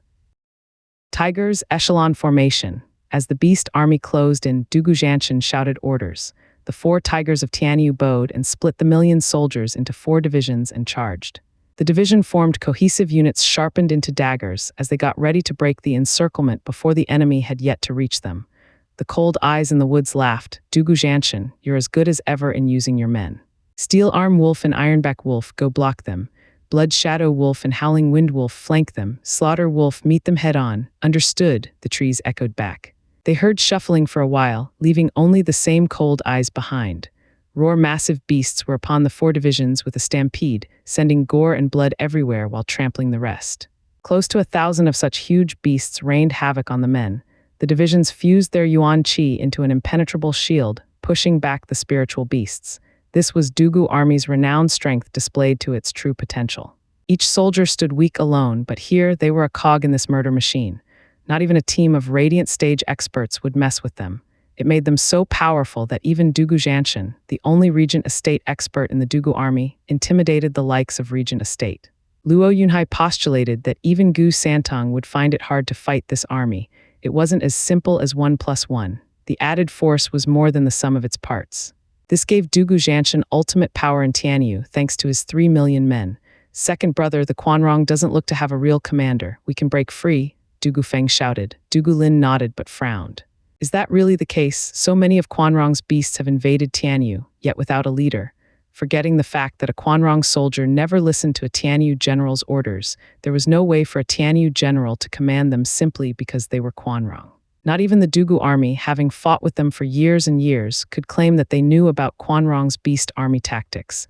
But to come here without any leaders, that was outrageous. It was no different than a stampede. Loud bangs announced tens of thousands of 100-meter-tall spiritual beasts in the 4th level, falling down like a meteor shower. They grouped up the moment they landed, with their riders making seals. The spiritual beasts turned into a unified force, wrapping them in a fierce Yuan Qi veil, acting as a wall. For crying out loud, speak of the wolf, Dugu Feng raved. It's Quanrong's formation, Vajra Earth. Stop looking so surprised. We've seen it dozens of times. Brother, stand aside. Let me punch a hole in that wall of theirs. Dugu Hu roared. Dugu Feng nodded. Third is the best when it comes to head-on attacks. He's best at tackling this headache. Dugu Hu signaled for the men to part. Dugu Hu sped up until he was out. His division's Yuan Qi shield grew thicker, even igniting and becoming visible, testament to its raw power.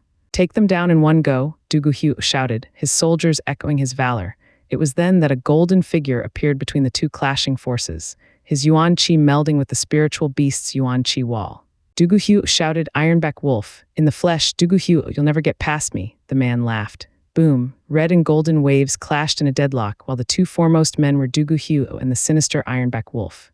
Their arms tangled with no one budging an inch. Their own armies fueled their battle with Yuan Qi. What looked like a mere brawl between two men had far greater implications. As the formations themselves came into play, it involved the Yuan Qi of hundreds of thousands of soldiers. One side had to slip but a fraction, and the other's Yuan Qi would mow them down like grass. A thin line between glory and oblivion. Dugu Hu, you're still so tough after all these years. Ha ha ha, I was right in coming here. Ironback Wolf grew excited. Dugu Hu laughed, my training shall never stop until I take your hide. You and me both, Ironback Wolf echoed his battle spirit. Dugu Feng had other thoughts, coming over with his division. Sorry to spoil your fun, but this is war, not your playground. I don't think any of you would mind me helping the old third. Leader of the four tigers of Tianyu, Windwalker Dugu Feng, Ironback Wolf spoke. Did you actually think you're the only one with an overwatch? Dugu Feng felt uneasy. In a flash of gray, Dugu Feng's advance came to a halt. His own 200,000-strong division had to move aside from the gray Yuan Qi sweep. He saw far in the distance a robed man with his own army of 100,000 spiritual beasts. Dugu Feng's voice was heavy, steel-arm wolf. Behind the both clashes, Dugu Lin looked on with unease. 3 of the 8 wolf wardens are in the imperial capital, yet 2 have shown up here. Roar, the sudden outburst coming from both sides broke him out of his thoughts. The outburst came from spiritual beasts, but not your ordinary ones. Dugu Lin grew frantic as he saw on his left a beast army covered in a red glow and going berserk. Leading them was a man with red hair. Dugu Lin gasped, it's him, Blood Shadow Wolf. Unlike the rest of wolf wardens, he was a rare beast master that could arouse the bestial instinct through a secret blood art, rendering them rabid and 10 times as strong. It was the greatest thorn to Dugu army each time they clashed. With this place in chaos, the ever-calm Dugu Lin felt unnerved at last, and misery sure loved company. Coming on his right was another beast army in a heavy march. Howling Wind Wolf, Dugu Lin's heart hit rock bottom. Howling Wind Wolf was another beastmaster specialized in speed. He was as fast as Dugu Feng, though in this case it was also a matter of size. The huge bodies of spiritual beasts going at such speeds would leave only gore and havoc in its wake. Sweating buckets, Dugu Lin was at an impasse. A yellow glow flashed by Dugu Lin's division. Unshakable mountain, boom. Howling Wind Wolf's army came to a halt at Dugu Shan and his division's intervention. Dugu Zhanshan gave his godson free rein in training his troops, forming the strongest Yuan Qi wall in his entire army. What they lacked in speed, they made up for in stability. It couldn't punch through a blockade, but given time, it would come out on top in any conflict. The beast army had a hard time even shaking this iron shield. Even so, Dugu Shan's side was pushed back a dozen meters from the impact, with their faces turning yellow. Dugu Shan, you blocked me again? Howling Wind Wolf raved. Dugu Shan snickered, true, it's always me cutting you off, hee. Second brother, I leave Blood Shadow Wolf to you. Dugu Shan focused on the enemy coming for another strike, pushing him back one step at a time. Dugu Lin nodded, turning to Blood Shadow Wolf with a resolved look, maze formation, silent as a forest. Whoosh, the wedge formation stopped and the 250,000 soldiers shifted into 5 squares, like a plum blossom. The Yuan Qi remained linked in strange arcs and covered the sky in glittering stars. Blood Shadow Wolf looked unsettled at the new formation, but with an army of stampeding crazed beasts behind him, he had to charge. The huge beasts thundered the earth as they trampled at the men, yet the result was ludicrous. As the spiritual beasts approached, the soldiers skirted to the side, letting them go straight for the heart of the formation. Not for long, though, as a loud bang came when the beasts were pushed in and out of a squad from the forces coming from either side, cut off from the rest of their beast army. Blood Shadow Wolf cried foul, a little too late though. Being the leader, he was separated from his main beast army. Without a chieftain, the beasts kept pouring into the formation as it spun and split the beast army into bite-sized chunks. Going with the flow, the beasts followed the spin of the formation. As they revolved around, the spiritual beast's rage cooled down from all the confusion in the end. Blood Shadow Wolf panicked. Dugulin's formation was made as a counter for his army in mind.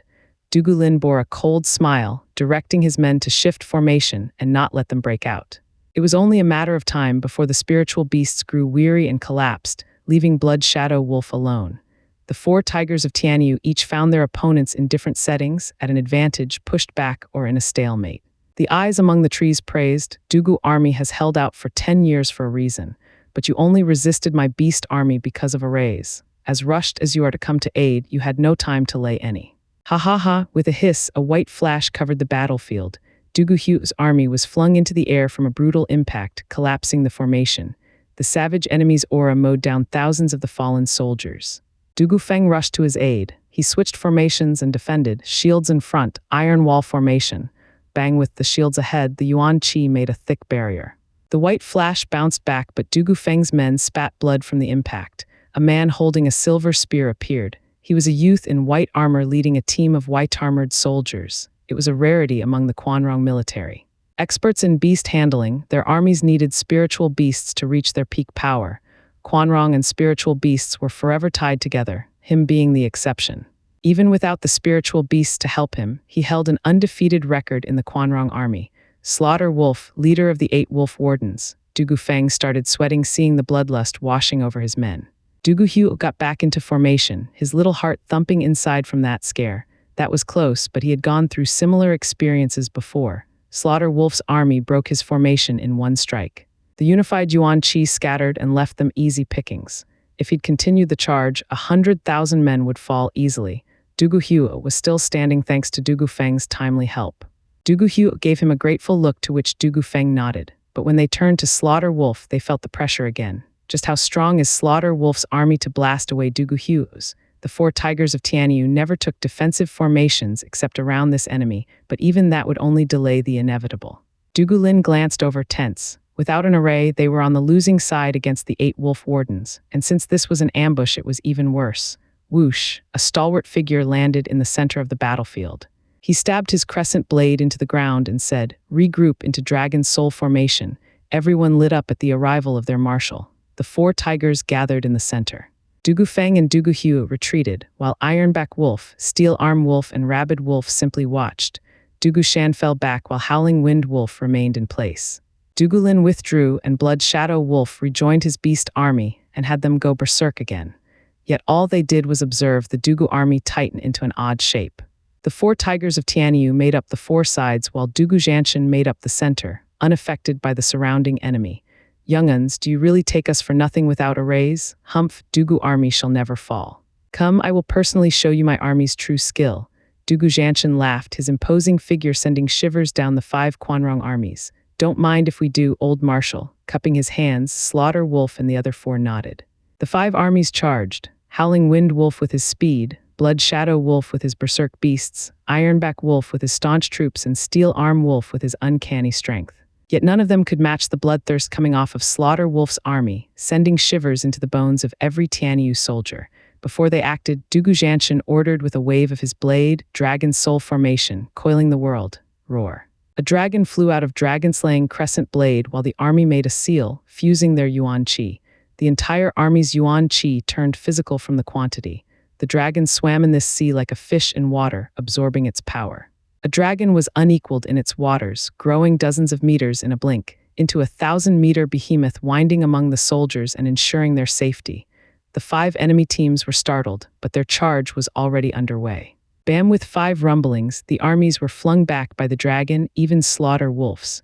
Blood spilled from their mouths, with the spiritual beasts throwing off their riders while collapsing.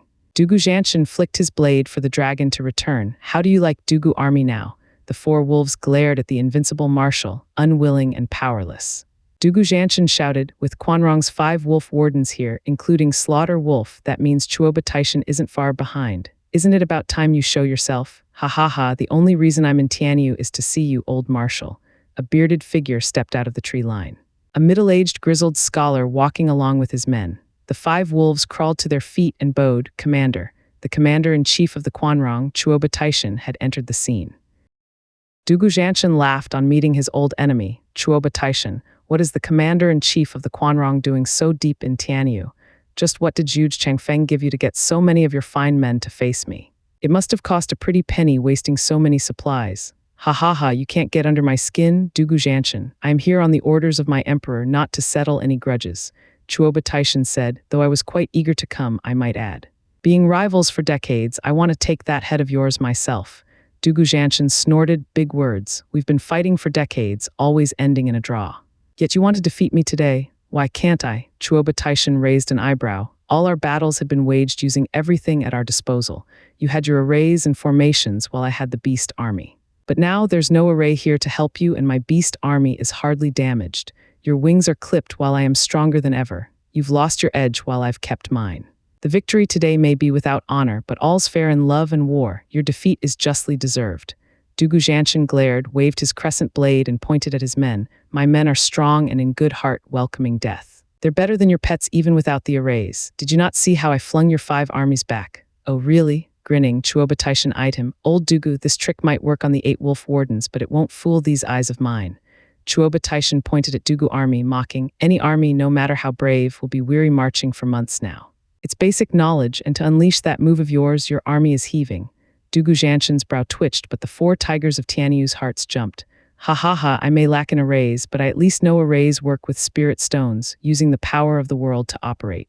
And what did you use instead? By my reckoning, that dragon soul in that blade of yours has no energy of its own. You used your own army's yuan qi to push back my men.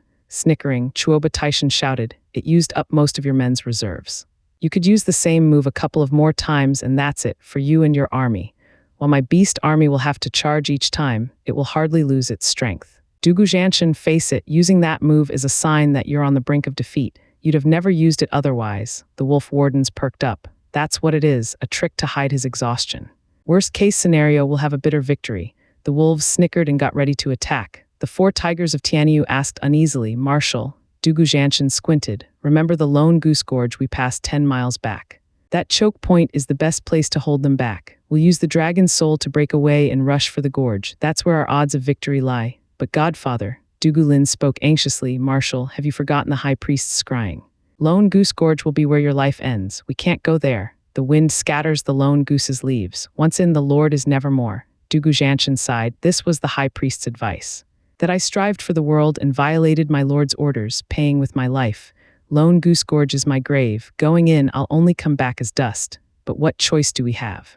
Am I one to bet the lives of my army on some silly superstition? Ha ha ha. Dugu Zhanshan regained his mettle. Tigers, dragon soul formation, soaring dragon. The tiger's eyes grew wet. We obey, Marshal. They took up their duty and led their divisions. Zhuo Fan frowned. Wolf wardens, flying tiger formation, with Slaughter Wolf in the lead and the others flanking him.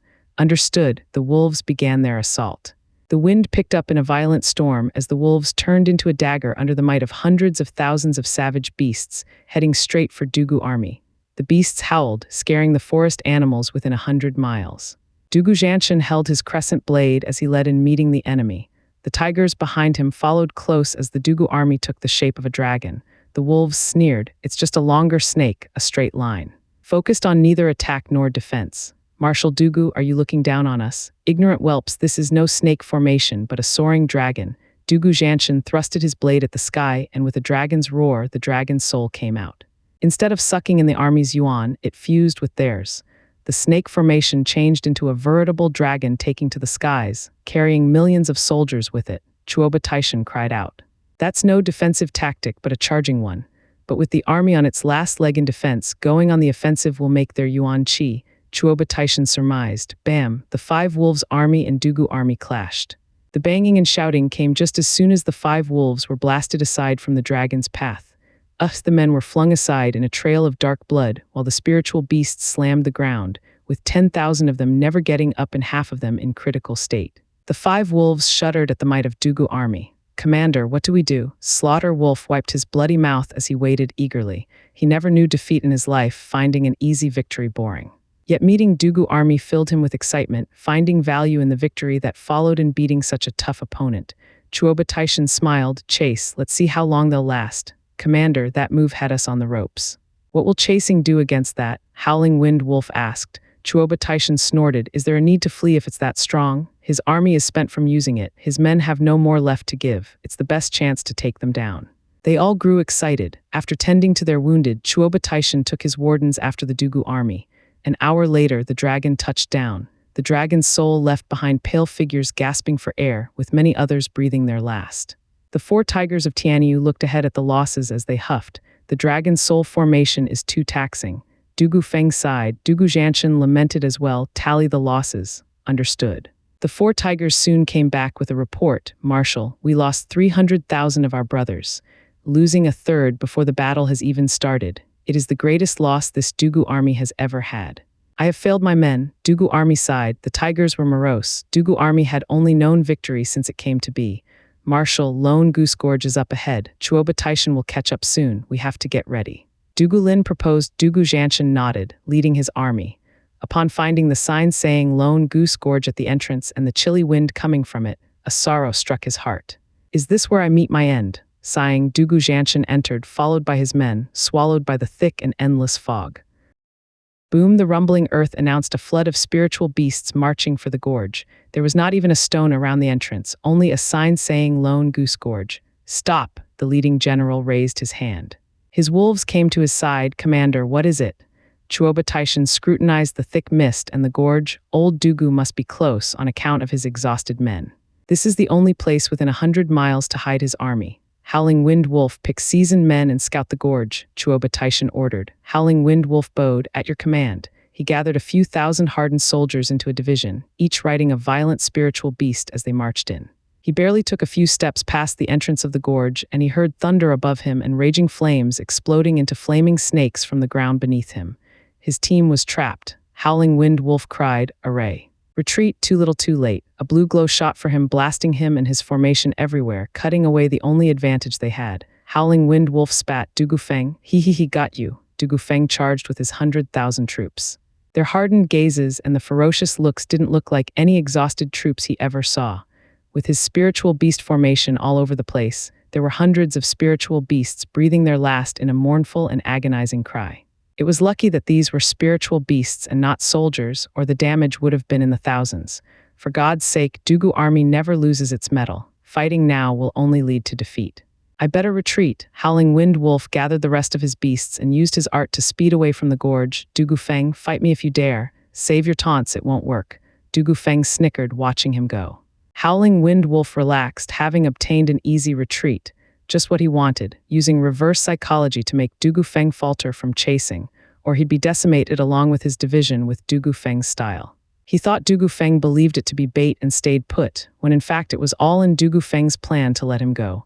Big brother, did they buy it? Marshall's empty city tactic? Dugu Lin asked Dugu Feng. He nodded, yes, or they'd be marching their entire million-large army at us with no chance to resist since. Dugu Feng looked at his men. These are the only ones still standing. Howling Wind Wolf fled with his tail between his legs and routed his troops. Chuoba Taishan asked, Howling Wind Wolf, what happened? From what I heard, it seems you were duped. Commander, Dugu army has set up camp inside as you predicted, but they have arrays in place. Adding the narrow gorge, our beast army can't use their numbers to our advantage, and if we go in too few, we'll lose. Howling Wind Wolf was sullen. Chuoba Taishan spoke, even with arrays, few of their men can even stand. No.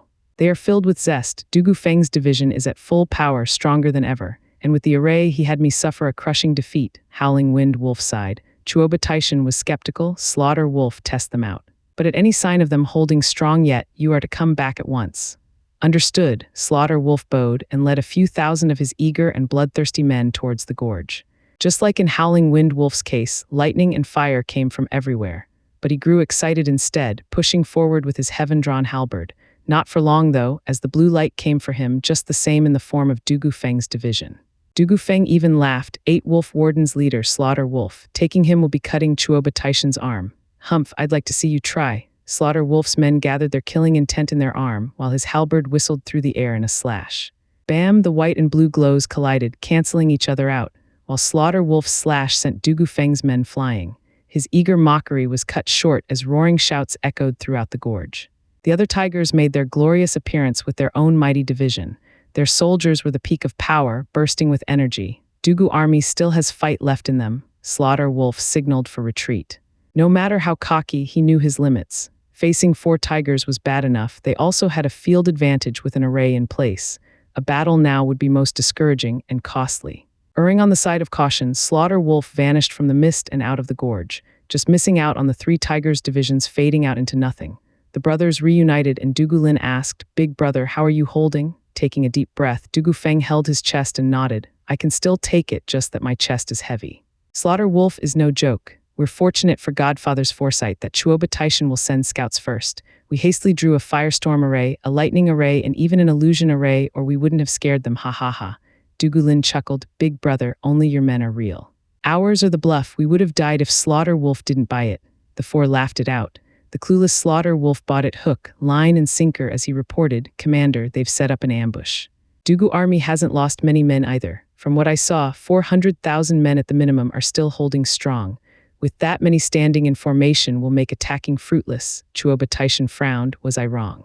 Old Dugu's men haven't grown weary. The old-timer sure knows a thing or two. Surround the gorge, we'll starve them out. Let's see them come out then. Cultivation ordered. The men bowed. The 4 tigers noticed their movements and saw no attack coming anytime soon. They went deeper into the gorge to their camp but left the men behind as guards. Around the command tent, the soldiers were laying down as far as the eye could see. After the dragon's flight, they were more than just spent, needing days to recover, leaving but a few tens of thousands helping the tigers scare the Quanrong, or they'd be marching into the gorge and cull down Dugu army like mowing grass.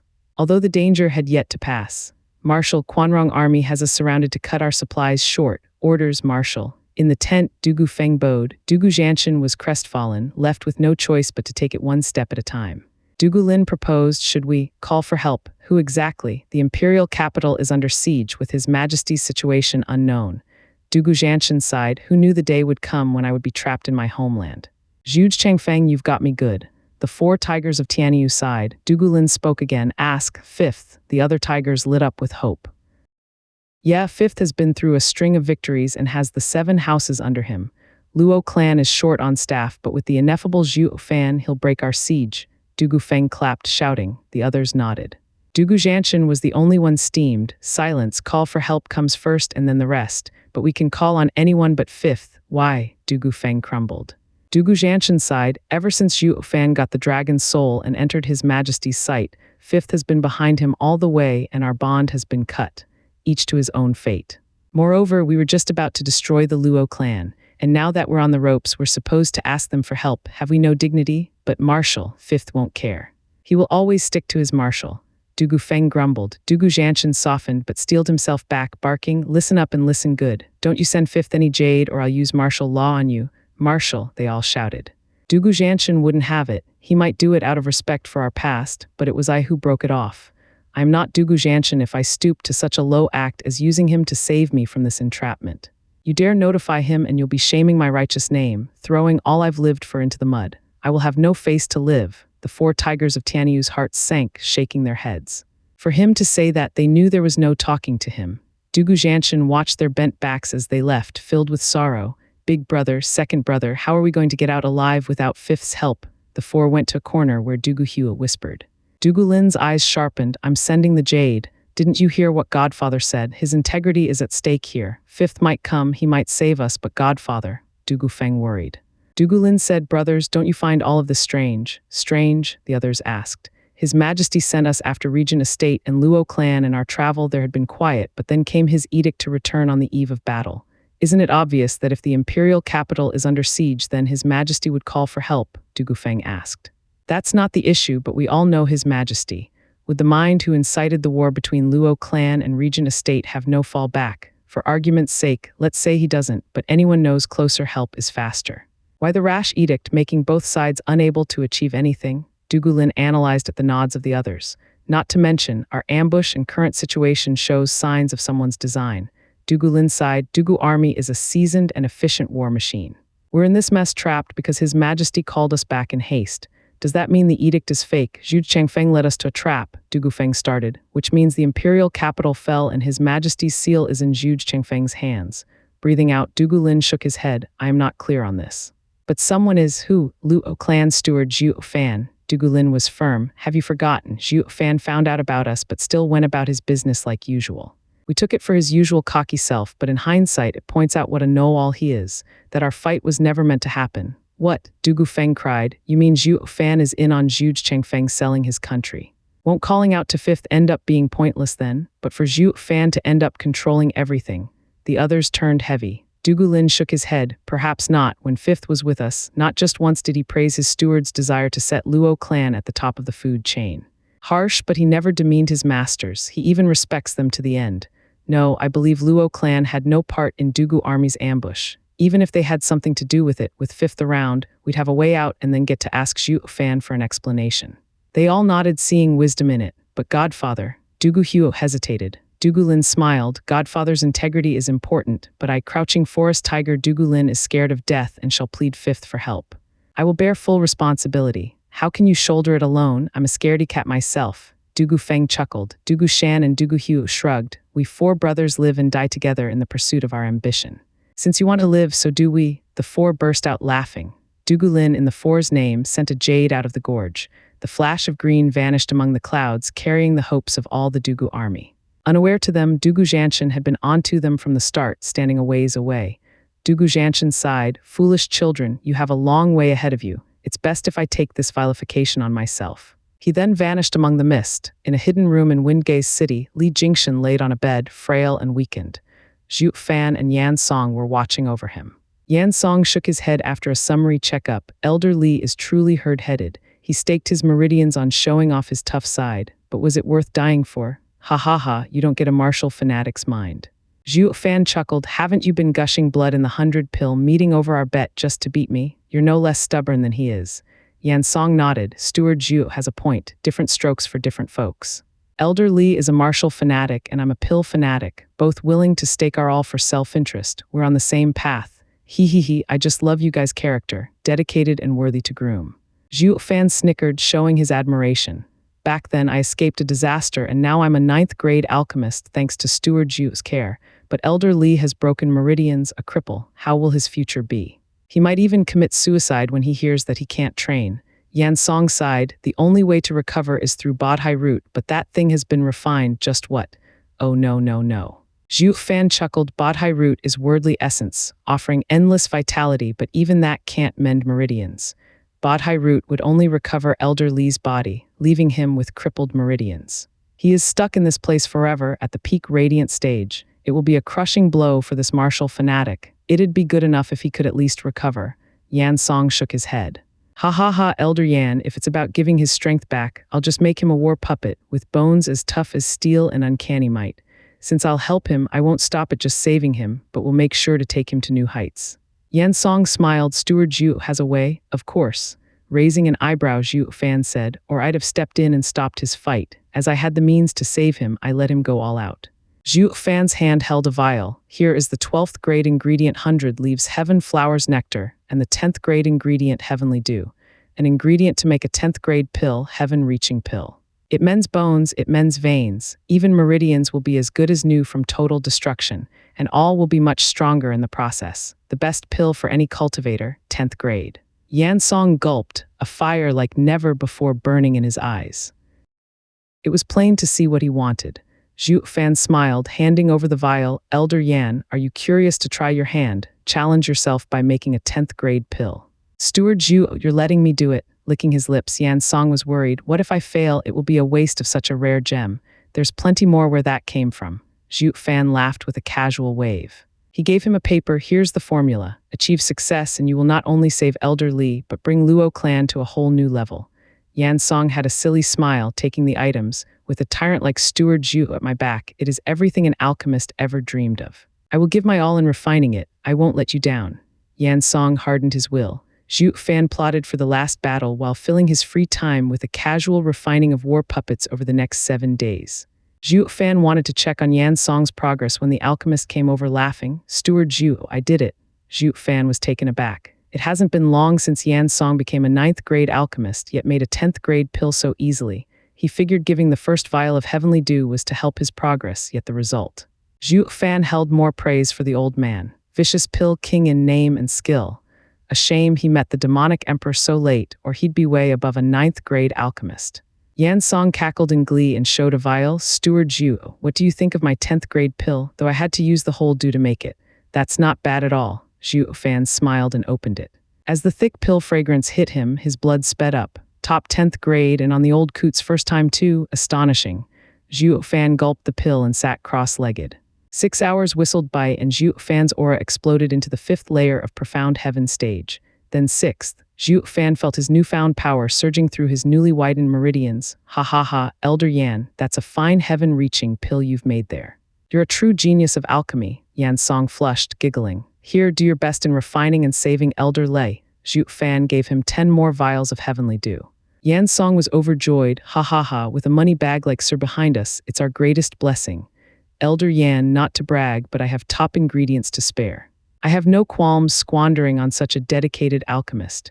Yan Song gave a firm nod as he shook. Testing himself and his limits in alchemy, every step of the way was an alchemist's wet dream. But reality always came crashing down like a ton of bricks. Ignoring one's skill and cultivation, turning a top ingredient into an equally top pill was easier said than done. Searching for that rare ingredient for decades only to fail in refining, it would make all that blood and sweat go to waste. While Zhu Fan, throwing away ingredients these alchemists had never even heard of, was acting in the full capacity of the best, or worst, spendthrift that ever lived or would live. An infinitesimal amount Zhu Fan got from vaulting Kunpeng's treasury, true, but even this might have made these poor schmucks rich beyond their wildest dreams, to the point that no one, be it sect or nation, could hold a candle to Zhu Fan's inherited legacy. Yan Song, drinking from the tap, was moved to tears, affirmed once more of how right he was in throwing his lot to Zhu Fan's way. He's a friggin' reliable wastrel of a master. With Zhu Fan's grand style in throwing his wealth around, all alchemists would be flocking in droves, hugging his legs until he budged. He was the idol of everyone. Rich boy, let's be friends. Big brother Zhu, godfather is in danger. Zhu Fan turned to see Luo Yunhai running over. Yan Song bowed, young master. Zhu Fan saw it coming. Dugu Zhanshan is loyal to a fault and inflexible. This day was bound to come sooner or later. Big brother Zhu, why you knew? Luo Yunhai was speechless.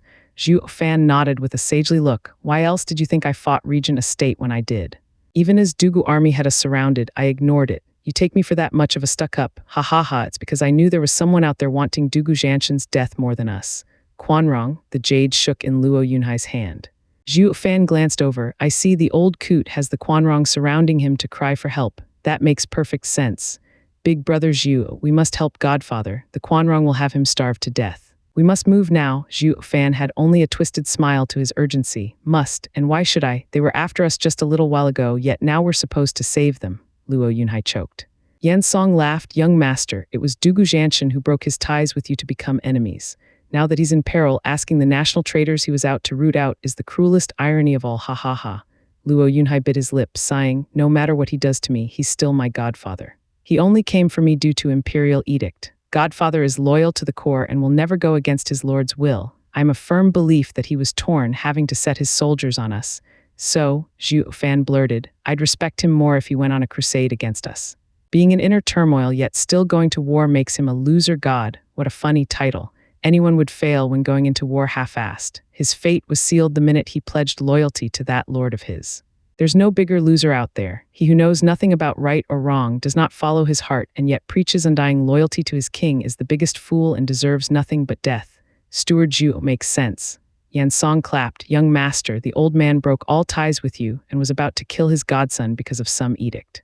Why would you ever want to help such a failure of a godfather? Luo Yunhai turned bitter, pleading still. Big brother Zhu, do you remember our difficulty? You could have left and roamed the world alone, but still stayed to look after us and Captain Peng in fighting enemy after enemy to save our lives. Why can't let go? Zhu Fan frowned and blurted. Why? Luo Yunhai pursued. Zhu Fan said, my heart wasn't at peace. I am the same. Luo Yunhai pointed at his heart. I don't want to live with the regret of not helping Godfather. Big brother Zhu acted from his heart, and now I act out of mine and not for our past relationship. I hope you will help me. Zhu Fan squinted. Luo Yunhai stared back, his gaze unfaltering.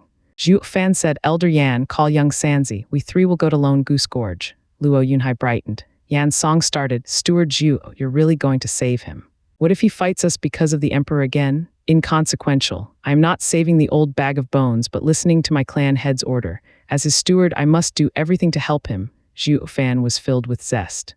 Luo Yunhai was touched while Yan Song's face fell as he went to fetch Gu Santong. A black smoke crossed the blue horizon. It gasped seeing the Quanrong surrounding Lone Goose Gorge, siding with caution. Slaughter Wolf turned his sharp gaze to the sky and jumped with his halberd in hand. As an 8th-layer Radiant Stage expert, he was among the best in the Quanrong, meeting the eerie smoke without fear.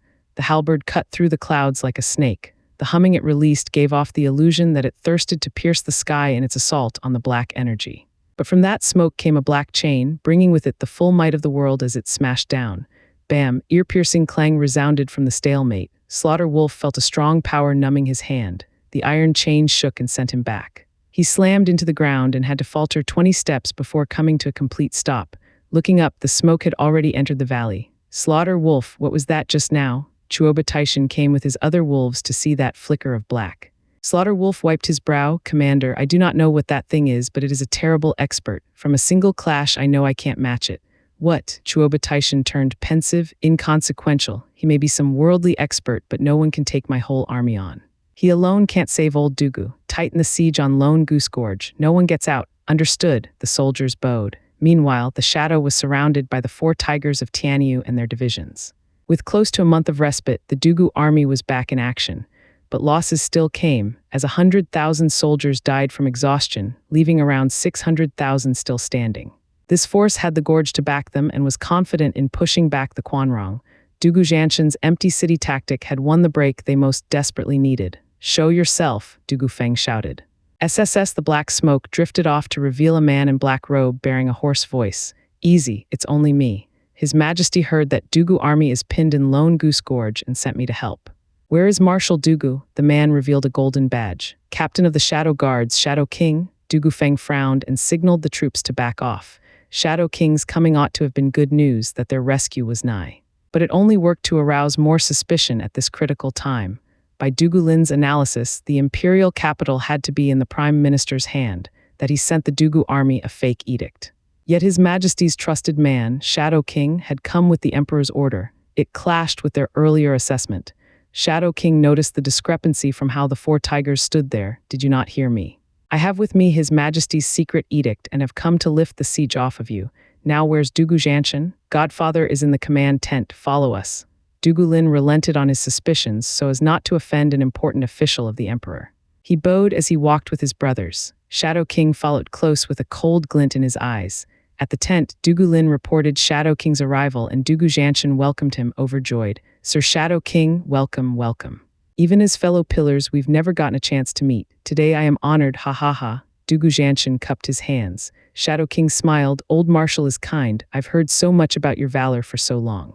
I can say that I've also fulfilled my wish of meeting you at last. The two exchanged pleasantries and lively small talk. Dugu Jianshan soon reached to the problem at hand with a frown. Sir Shadow King, under His Majesty's order, I am required to rush to his aid. Can I ask how the situation is in the imperial capital? Ha ha ha, Marshal Dugu is a die-hard, a role model for everyone. Trapped as you are, the first thing you ask is His Majesty's safety. Shadow King nodded. Old Marshal can rest easy knowing the rebellion is over.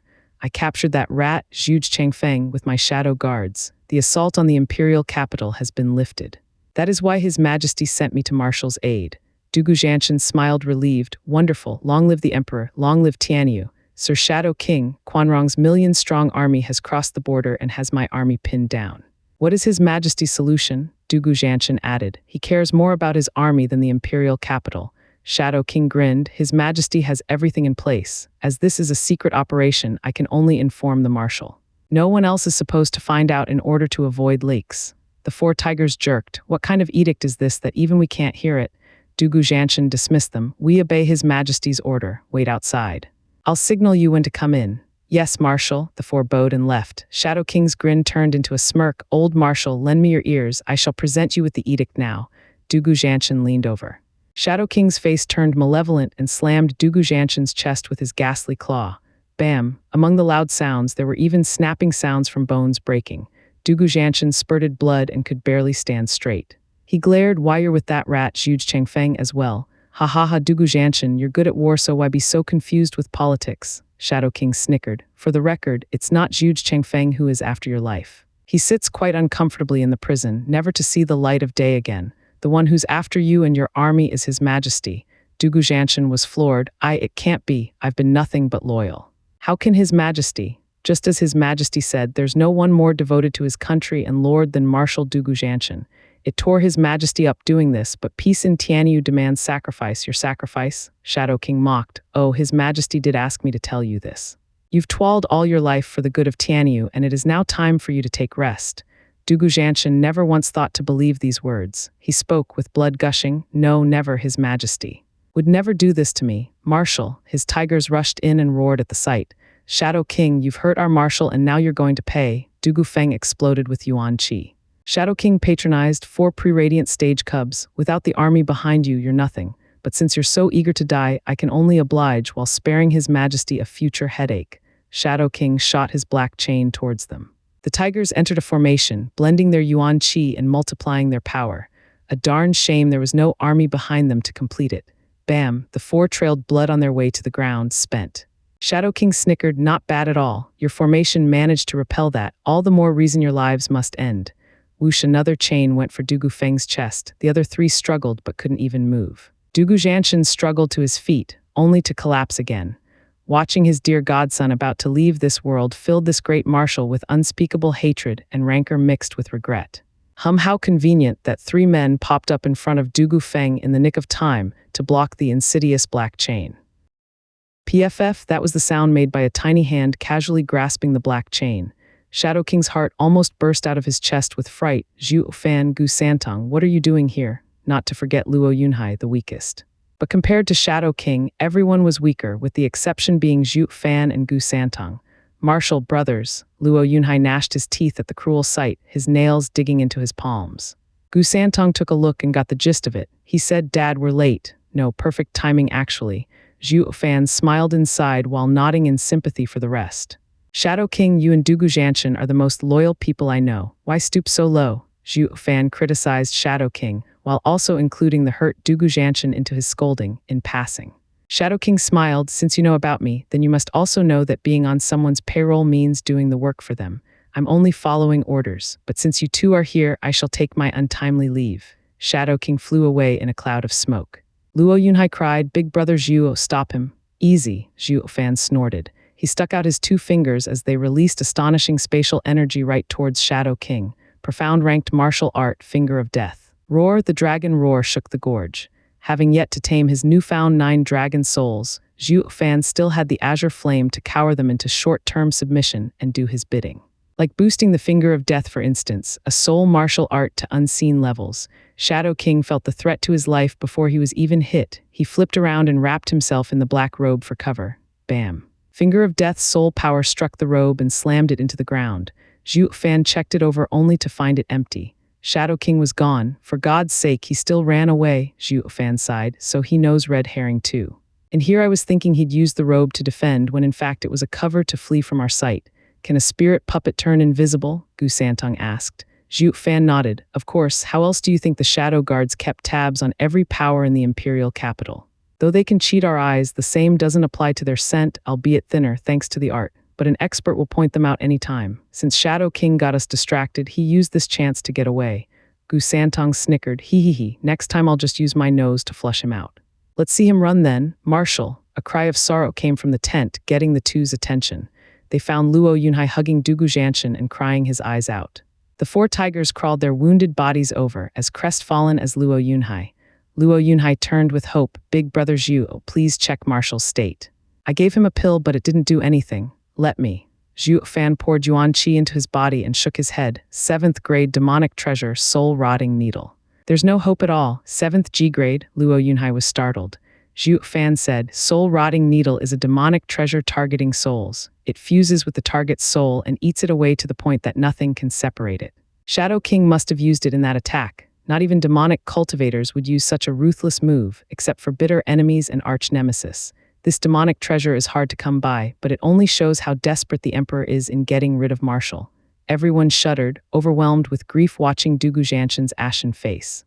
Dugu Jianshan only felt loss and not sorrow. I have fought all my life with no regard to my own fate, only to find my end with such a sordid passing, ha ha ha. Dugu Jianshan turned to Zhuo Fan. Even though unwilling to give my life, I shall obey my lord's order. I only wish that you would clear some things for me. Zhuo Fan nodded. Please ask, old marshal. I am versed in the art of war, but never had been complacent, always loyal to my lord and nation. What could I have done to garner his majesty's suspicion to give me this fate? Dugu Jianshan's eyes were filled with bitterness. Blood flowed from his mouth. As he turned a deaf ear to politics, he frowned in ignorance at the matters leading to this moment. Zhuo Fan replied with a question. Marshal, could you tell me what your biggest achievement is? Defending the border from Quanrong's invasion. Dugu Jianshan stressed every word in pride. Zhuo Fan continued, then old marshal, had the Quanrong taken even one step forward before you came to command? Shuddering, Dugu Jianshan turned pensive. Dugu Feng spoke with valor. Before Marshal came, Quanrong pillaged unchecked, slaughtering our people. But once Marshal was charged with the border, they never stepped foot in Tianyu again. So, Zhuo Fan cut him off, these lands are the emperor's lands. Quanrong's pillaging had nothing to do with him. In fact, the empire's 3 guardian sects act as deterrents in keeping the Quanrong from taking Tianyu's lands. As long as no acre was lost, everything was his. And since the Quanrong were miles away, it was no service to his majesty. Zhuo Fan, how can you say that? It is a great service to the people, to the nation. Old man, quiet, let him speak. Dugu Feng argued and made Dugu Jianshan look heavy. Zhuo Fan smiled. Old Marshal's greatest merit in his life, even bigger than Zhuge Chengfeng, was to make the 7 noble houses cower in fear. Dugu Jianshan shuddered, coming to his own conclusions. As an army man, glory and honor came from fighting outsiders. There were insignificant people to deal with rats pilfering the country. For this to be his greatest achievement would mean his biggest disgrace. Zhuo Fan resumed, I made some inquiries into the past centuries by talking to the house lords, only to find out that from the moment young Sanzi appeared, the imperial family's power waned, giving way to the rise of the 4 pillars. The previous pillars couldn't deal with the situation, and with Yun Xuanji's guidance, His Majesty had Yu and Zhuge Chengfeng take office and command, leading to the 4 pillars of today. What I'm saying is, the 4 pillars came to be only to keep the houses in check. His Majesty gave you command of the army and had you fight the Quanrong, but not with the intent of protecting the borders. Instead, the purpose was to harden the men for the right time to face the 7 houses. To teach the 7 houses a lesson, he needed you 2 to stand in opposition and balance the scale. That implied coexistence as well. Once one of you is out, the other would outlive his usefulness. In other words, you're of no value any longer, expendable, replaceable. For His Majesty to draw in his net and wield all the power of these lands after dealing with Zhuge Chengfeng, he has to take one last person out of the picture, you. Everyone stood dumbstruck at the revelation. Dugu Jianshan's heart was bleeding from pain. My very existence was a sham, a chess piece to balance the powers. What then is the Quanrong army doing here? His Majesty can't be so foolish as to let them in, Dugu Jianshan exclaimed. Zhuo Fan sighed, Old Marshal Dugu, you're so naive, blind to the cruel and horrifying capacity of human greed, especially a monarch's. I dare say the emperor is willing to let these lands go to waste rather than not having them under Yuan clan's rule. Let them in, ha ha ha, these wolves are helping him devour his enemies in his way to rule the world. At most, he'll just have to throw these wolves a bone. His explanation was in perfect tune with the emperor's grand design. Only Dugu Jianshan now lay in Luo Yunhai's arms, with closed and heavy eyes. What have I been risking my life the last decades for? Marshal, everyone cried in worry at Dugu Jianshan's pained look. Dugu Jianshan had trekked these lands for decades, only to find himself another's toy all along. It would make any man enraged, to say nothing of their grand marshal. Waving feebly, Dugu Jianshan's eyes had lost their usual vigor. As his soul was chipped away, his greatest pride crumbled before his very eyes. Dugu Jianshan spoke in a hoarse and weakened voice, Zhuo Fan, I had said it before the esoteric debate that you resemble me just as loyal. You are striving for the Luo clan and I for the dynasty. If I am loyal to a fault, what then are you fighting for? Zhuo Fan pointed to his heart. This is what moves me, what drives me. Staring at his heart, Dugu Jianshan's face enlightened. I see love. I was talking about inner demons here. Zhuo Fan nodded even as his heart skipped a beat. A peculiar feeling wormed itself into his being. Dugu Jianshan stirred a deep corner of his heart and shook his mind to the core in the process. Bring me the dragon-slaying crescent blade. Dugu Jianshan raised his weary hand. The tigers finally recovered with Luo Yunhai's pills and could move again. Dugu Feng obeyed by presenting his cherished weapon on one knee. Dugu Jianshan grasped it with a trembling hand, but his eyes shone as he laughed. I asked Tianyu's best tool refiner to make it the first time I went to the borders. I once absorbed the dragon soul of Quanrong's lands, and on that day, it became my greatest pride. It had been my cherished companion for many years, and now I bid it farewell. Tracing its blade, Dugu Jianshan was filled with love. He flicked the weapon and pushed it forward. Zhuo Fan, unlike me, you know what must be done. Take it and protect the Luo clan. The four tigers gasped, as did Luo Yunhai. Though they could muster no complaints as they gazed into Dugu Jianshan's steel look. Zhuo Fan looked at the weapon and shook his head. A man of honor does not take another's prized possession. Although I am anything but I know how much Marshall cares for it, and so I must refuse. What can a dead man do with treasures? Zhuo Fan, take it or I'll have a bitter death. Dugu Jianshan lifted the weapon and spoke with a resounding tone. Zhuo Fan resigned and nodded. Asked by Marshall with so much fervor, refusing will be downright immoral. But the old coot's respect isn't the issue here, it's how to use the tigers later. Refusing meant earning the four tigers' ire. Zhuo Fan shouldered the blade and struck the image of a mighty general. Dugu Jianshan smiled as all power left him, slumping in Luo Yunhai's arms. Marshall, everyone cried tears of sorrow. Dugu Jianshan looked at all his sons with ardent love. No, not Marshall, I wish to hear. Godfather, Godfather, the five shouted. Dugu Jianshan's mouth slumped as he let out one last hoarse grunt. Godfather, the five's tears flowed without stopping as they called out, never to wake up the scattered soul of the old man. His face was not the face of agony, but that of peace and tranquility. The commanding tent resounded with the sobbing of Dugu Jianshan's five godsons, filling the whole Lone Goose Gorge. The soldiers sensed the deep sorrow it carried. Gu Santong felt it too, his eyes getting red, his nose stuffy. He clutched at Zhuo Fan as he sobbed in his arms. Zhuo Fan watched it all with a silent lament. Dugu Jianshan, a god of war, gave his life for his country and died at its whims. What a poor man, worthy of all respect. A true misfortune that the world changed as it did and made him to be discarded.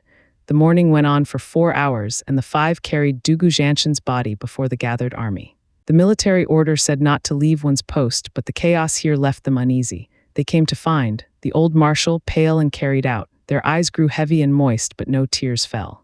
A man didn't cry over nothing, while a soldier wouldn't, even if bleeding. It was one of the marshal's teachings. Dugu Feng watched these soldiers bear the pain and spoke hoarsely. Soldiers of the Dugu army, something devastating happened today. The emperor betrayed us and our dear marshal fell at Shadow Captain's sneak attack at the emperor's orders. Marshal, the army fell to one knee, roaring their anguish, but nothing could stem the bursting rage. But how the Dugu army has always been candid, this matter can only be left to the new marshal. Dugu Feng shouted. New? Zhuo Fan was perplexed. Dugu Jianshan just died and there's already a new marshal. Dugu Jianshan must have settled this since long ago. That's why the four tigers of Tianyu came to be. That's for the best, for the godsons to take revenge for their father. Zhuo Fan figured it out in his infinite wisdom. The Dugu army looked around before finally settling on Zhuo Fan. More like the blade he carried. Dugu Feng and his brothers looked behind and shouted, Our second matter is to greet our new marshal Zhuo Fan. Greetings, Marshal Zhuo. The godsons were the first to bow, followed by the soldiers. Zhuo Fan froze with a goony look. Did I miss something here? How did I become the new marshal? Though the sight of everyone bowing, even Luo Yunhai, woke him up to reality. Why though? Luo Yunhai smiled. Marshal, Godfather had a rule. Whoever he gives the dragon-slaying crescent blade shall be the new marshal of Dugu army. Everyone here knows this. He entrusted it to you on his deathbed, and that makes you our marshal. The million-strong Dugu army shall henceforth obey Marshal's orders. We await Marshal's commands. The army's roar shook the heavens. Zhuo Fan was dazed, then his heart bloomed with joy. He was looking for an excuse to get Dugu army on his side, but here it was, under his complete control. There was no freer lunch out there. Zhuo Fan lifted his weapon and roared. His Majesty is misinformed and killed his loyal official as a consequence. I, Zhuo Fan, take the seat of Marshal of the Dugu army to drive out the savage Quanrong and exact heaven's will. We shall march north and cleanse our Lord's court, bringing light to Tianyu. Charge out of Lone Goose Gorge, march for Wingay's city to prepare. We will split in 4 directions and get revenge for the old marshal. Revenge. Revenge, revenge. The soldiers brandished their weapons with an unquenching thirst for revenge. Shadow King had just escaped the gorge when he spat blood. God damn that Zhuo Fan. He only keeps getting stronger. As a spirit puppet, I have no advantage over him. In fact, I'm weaker. How in the hell does he come up with so many soul martial arts? God friggin' damn it. Shadow King fled with a wounded body, cursing all the while. Stop! Thousands of Quanrong had come to meet him, with Slaughter Wolf in the lead.